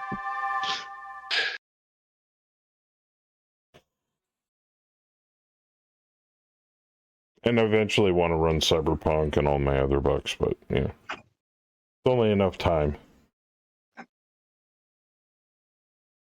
That and I can't really do an OTR. But I can run that Pathfinder game. Kill him. I didn't. Cross got the trub. Ooh. Very nice. I had a feeling he was going to get him. So I was like, yeah, I'm just going to go concentrate on the got the catapult. wasp. Got a couple. Jorgen did not get the catapult. I don't need to. I created a medium laser and an engine. I'll take it. Because Saber's probably going to hurt him a lot Saber more. picked up the spare. Did he? I've gotten down that far. It didn't bend. We are losing our touch. We're like becoming more efficient. Theismann did. Oh, Saber. I bend the wasp. Yeah, that's what machine gun. Yeah, you killed a wasp. Saber created the other 2 engine slots on the catapult. Nice. The chameleon was in my rear and opened it up, but Howler's committing like genocide in the water. Holy crap! Holy shit! That's a lot of friendly fire there, mate. Destroyed by hull breach. And he ammo bent. Oh no! Yogi's been breached. Yeah, Yogi got creamed. Breached. That was a bit much much but on she friendly didn't fire. drown. She's just breached. We can drag her out of the river. True. Just the mech techs are going to be like, what the hell happened? We've been pulling fish and frogs out of your damn leg all day. The Wolverine lost a leg. As long as that fish doesn't end up in my mech later, I'm just going to be all right. My mech only contains sandwiches. Or something like the original Alien movie. Yeah. No, not GURPS. It's actually not as hard to run as you think. It's just a little time consuming on the combat. I wouldn't use it for a one shot, obviously. This Wolverine is getting hit. GURPS is okay though from Palladium Games, right? No, Steve Jackson Games, Omega. Palladium is Riffs. He's Stackpole. Oops. Get that shit alright. Oops. A little heavy-handed with that axe there, buddy. At least you didn't take internal. This is why we don't have any armor in the inventory. This is why we don't have any armor in the hangar. Yes. You didn't like GURPS character gen? Actually, Mad Dog, I don't blame you. It's a little overwhelming. It can be. No, you want to overwhelm. I'm still standing though. Tomorrow Project can kill you in character creation. Love me some GURPS, way better than D&D. A lot of things are better than D&D, but I digress. Look, we played a lot of D&D over the years. Oh, yes. I have played lots of D&D. I will say, though, I have had a chance to peruse Pathfinder 2nd Edition. It's actually really good. It's like Pathfinder 1st Edition, they took D&D 3.5, made it better, and then 2nd Edition, they took that and made it even better. Now, obviously, it's not perfect. All games have faults, but I'm actually impressed with how Piazzo did with Pathfinder. So, back live again at this rate. And because of that, I think it just froze the round report.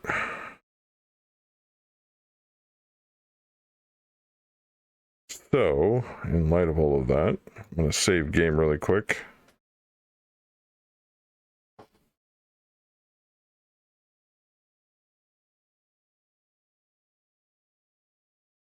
All right. Oh, it just caught up. Oh, it just caught up. Oh, thank God.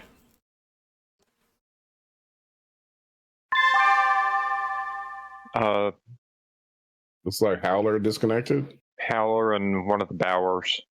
Yeah, it's because my net went sideways, and so it caused instability.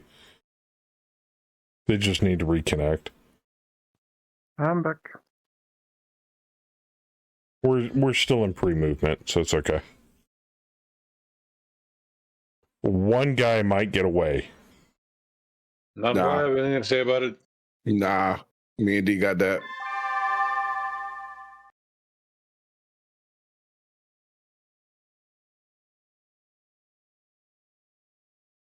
Oh, that's just foliage. Oh no, that counts as light woods. It is light woods. Oh, this is going to be a bad day for him. Oh, shit, yeah. Foliage doesn't benefit mechs, though. It's too short. It's only height 1. Yeah, but the tooltip says light woods. Yeah. And then it says foliage on the map. Or infantry. Yeah, if you do have to shoot through it because it's on a hill or if there's a tank or something inside of it, then yes, it'll impact your shot. But if you're standing in it, it won't affect you at all. Only if it says foliage on the hex. Yeah. Okay. But you can use foliage to pick up a tree, because I did it. I'm gonna stop typing shit every time I do stream crashes. Man, it's not you. I wish you got one. We were able to go one more. I know. I wanted to use it because I'm always out of the house. I don't get a chance to do my persistent phone calls to my ISP to bitch them out like I used to in the old days. So now they just make it a common occurrence. Once I start sucking enough bandwidth at some point, I hit like some sort of threshold, they instantly kill my fucking connection. And I've talked to them about this, and I was just like, you're not throttling my shit, are you? And they're like, no, we don't do that. Bullshit. That's Although I will say we did not example of throttling. Last night, I don't think we dropped at all. No, because I wasn't sucking shitloads of bandwidth. For some odd reason. I don't know why it does it on Saturday Night Drop. It's almost like we got to move it to Fridays at this rate. In fact, I've seriously considered it. It could be that the line further upstream is getting clogged.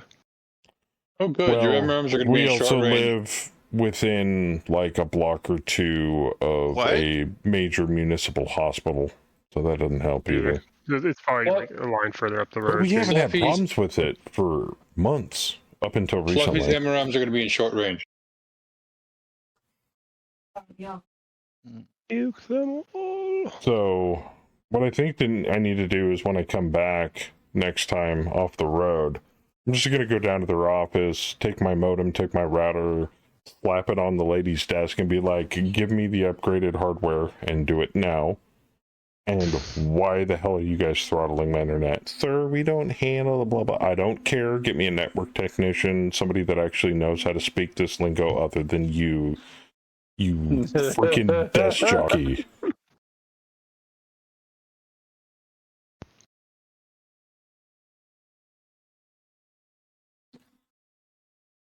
Because I can tell you this for a fact, Spectrum, maybe 10% of that company knows how the equipment works. 10% of the employees in that company knows how the equipment works. The rest of them just know how to take bill payments and bug you with their automated, your bill's late, you need to pay your bill. I get a text from them every single other day. Why haven't you paid your bill yet? We pay at the same time every month. Why are you bugging me? Oh, that's just our automation. Then turn it off. Otherwise, I'm going to block your number. So this last time they did it again, I just blocked the number. You can't call me now. You can't text me. Go fuck yourself. All right, I'm done ranting. Anytime I get a 1-800 phone number, I just block it. I don't give a damn. Yeah. Well, no, I've gotten so much spam. I get like, what, 10 calls a day, maybe more. I just had to put my phone on Do Not Disturb. So only people on my contacts list can call me. It's insane. And then after a while of them not being able to get a hold of me with, the scammers, then that number starts to drop. And then the moment I forget to turn it back on because I turn it off because I'm waiting for a phone call from a shipper or receiver for a live load or an unload, and they call me and the call goes through and I answer it, then they're like, oh, it's a live number. And then I end up getting 20 freaking phone calls the next day that I've got to block. It's outrageous. It's like, is that all they do over in India is try to scam people over here in the States out of their money? Yes. I mean, it's insane. Is that their major export, scamming? It seems like it. It's like, do you people have no heart? Do you have no morals? What's going on? Well, hey, Betty. I'm a PCA, and my client has been on the receiving end of a couple of scams since I started working for her. Oh. Yeah. No. I have always been able to fix it or block it or do something to protect her. Now, mind you, this is technically not part of my job as a PCA, but it's case on a personal note. In case I don't give a damn about them, I give a damn about her. So I will do what I need to. Yeah. But yeah. I'll get phone numbers from 1-800 numbers going, we are looking for blank person. Are they available? Okay, and what is this about? It's a personal business. No. And I have specifically told them, unless you tell me exactly what I want to know, you will get not a single iota information out of me. You won't get my name or anything. And they do. Well, I'm sorry. We have to ask this and blah blah. We can't talk. So I don't give a damn. You keep calling me, I'm just gonna block your number. So I just started just fuck it. I don't answer any. And the thing is, they have a rotating phone number. So you can't officially block them. It really sucks. But anyway, 9 times out of 10, when a call does get through, it's from some guy trying to scam me out of my Medicare card. which I don't have one because I'm not old enough. They're like, can you read me the numbers and the letters off your Medicare card? I'm like, I don't know you from Adam. Why would I do that? You're just some random dude that has an Indian accent that is trying to get my personal information. Ow, that hurt. Ooh, Yogi got breached again. Bear got breached. Yeah, we're gonna have the crane Yogi out of there. Hot off the press, aka Ileani's coding like crazy. Holy crap. Might be able to learn a little on our contract and ask them to focus on specific types of supplies. Would you like to pick a focus? Balanced armor or ammunition? That's dope. Wait, what? In the mech lab. Last post in the mech lab. Okay, I think I can try to take shots at the chameleon. Yep. I'll take 7s on a TMM of 0. Boop, boop. Fire for effect. Boop.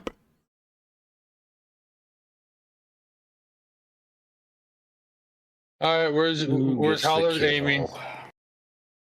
A PCA is a public cert accountant, right? Yes. What, the one in the water or the one above water? I'm so sorry I missed it working the overnight shift. Oh, no. You never have to apologize. But Betty, since you're here, I'm gonna the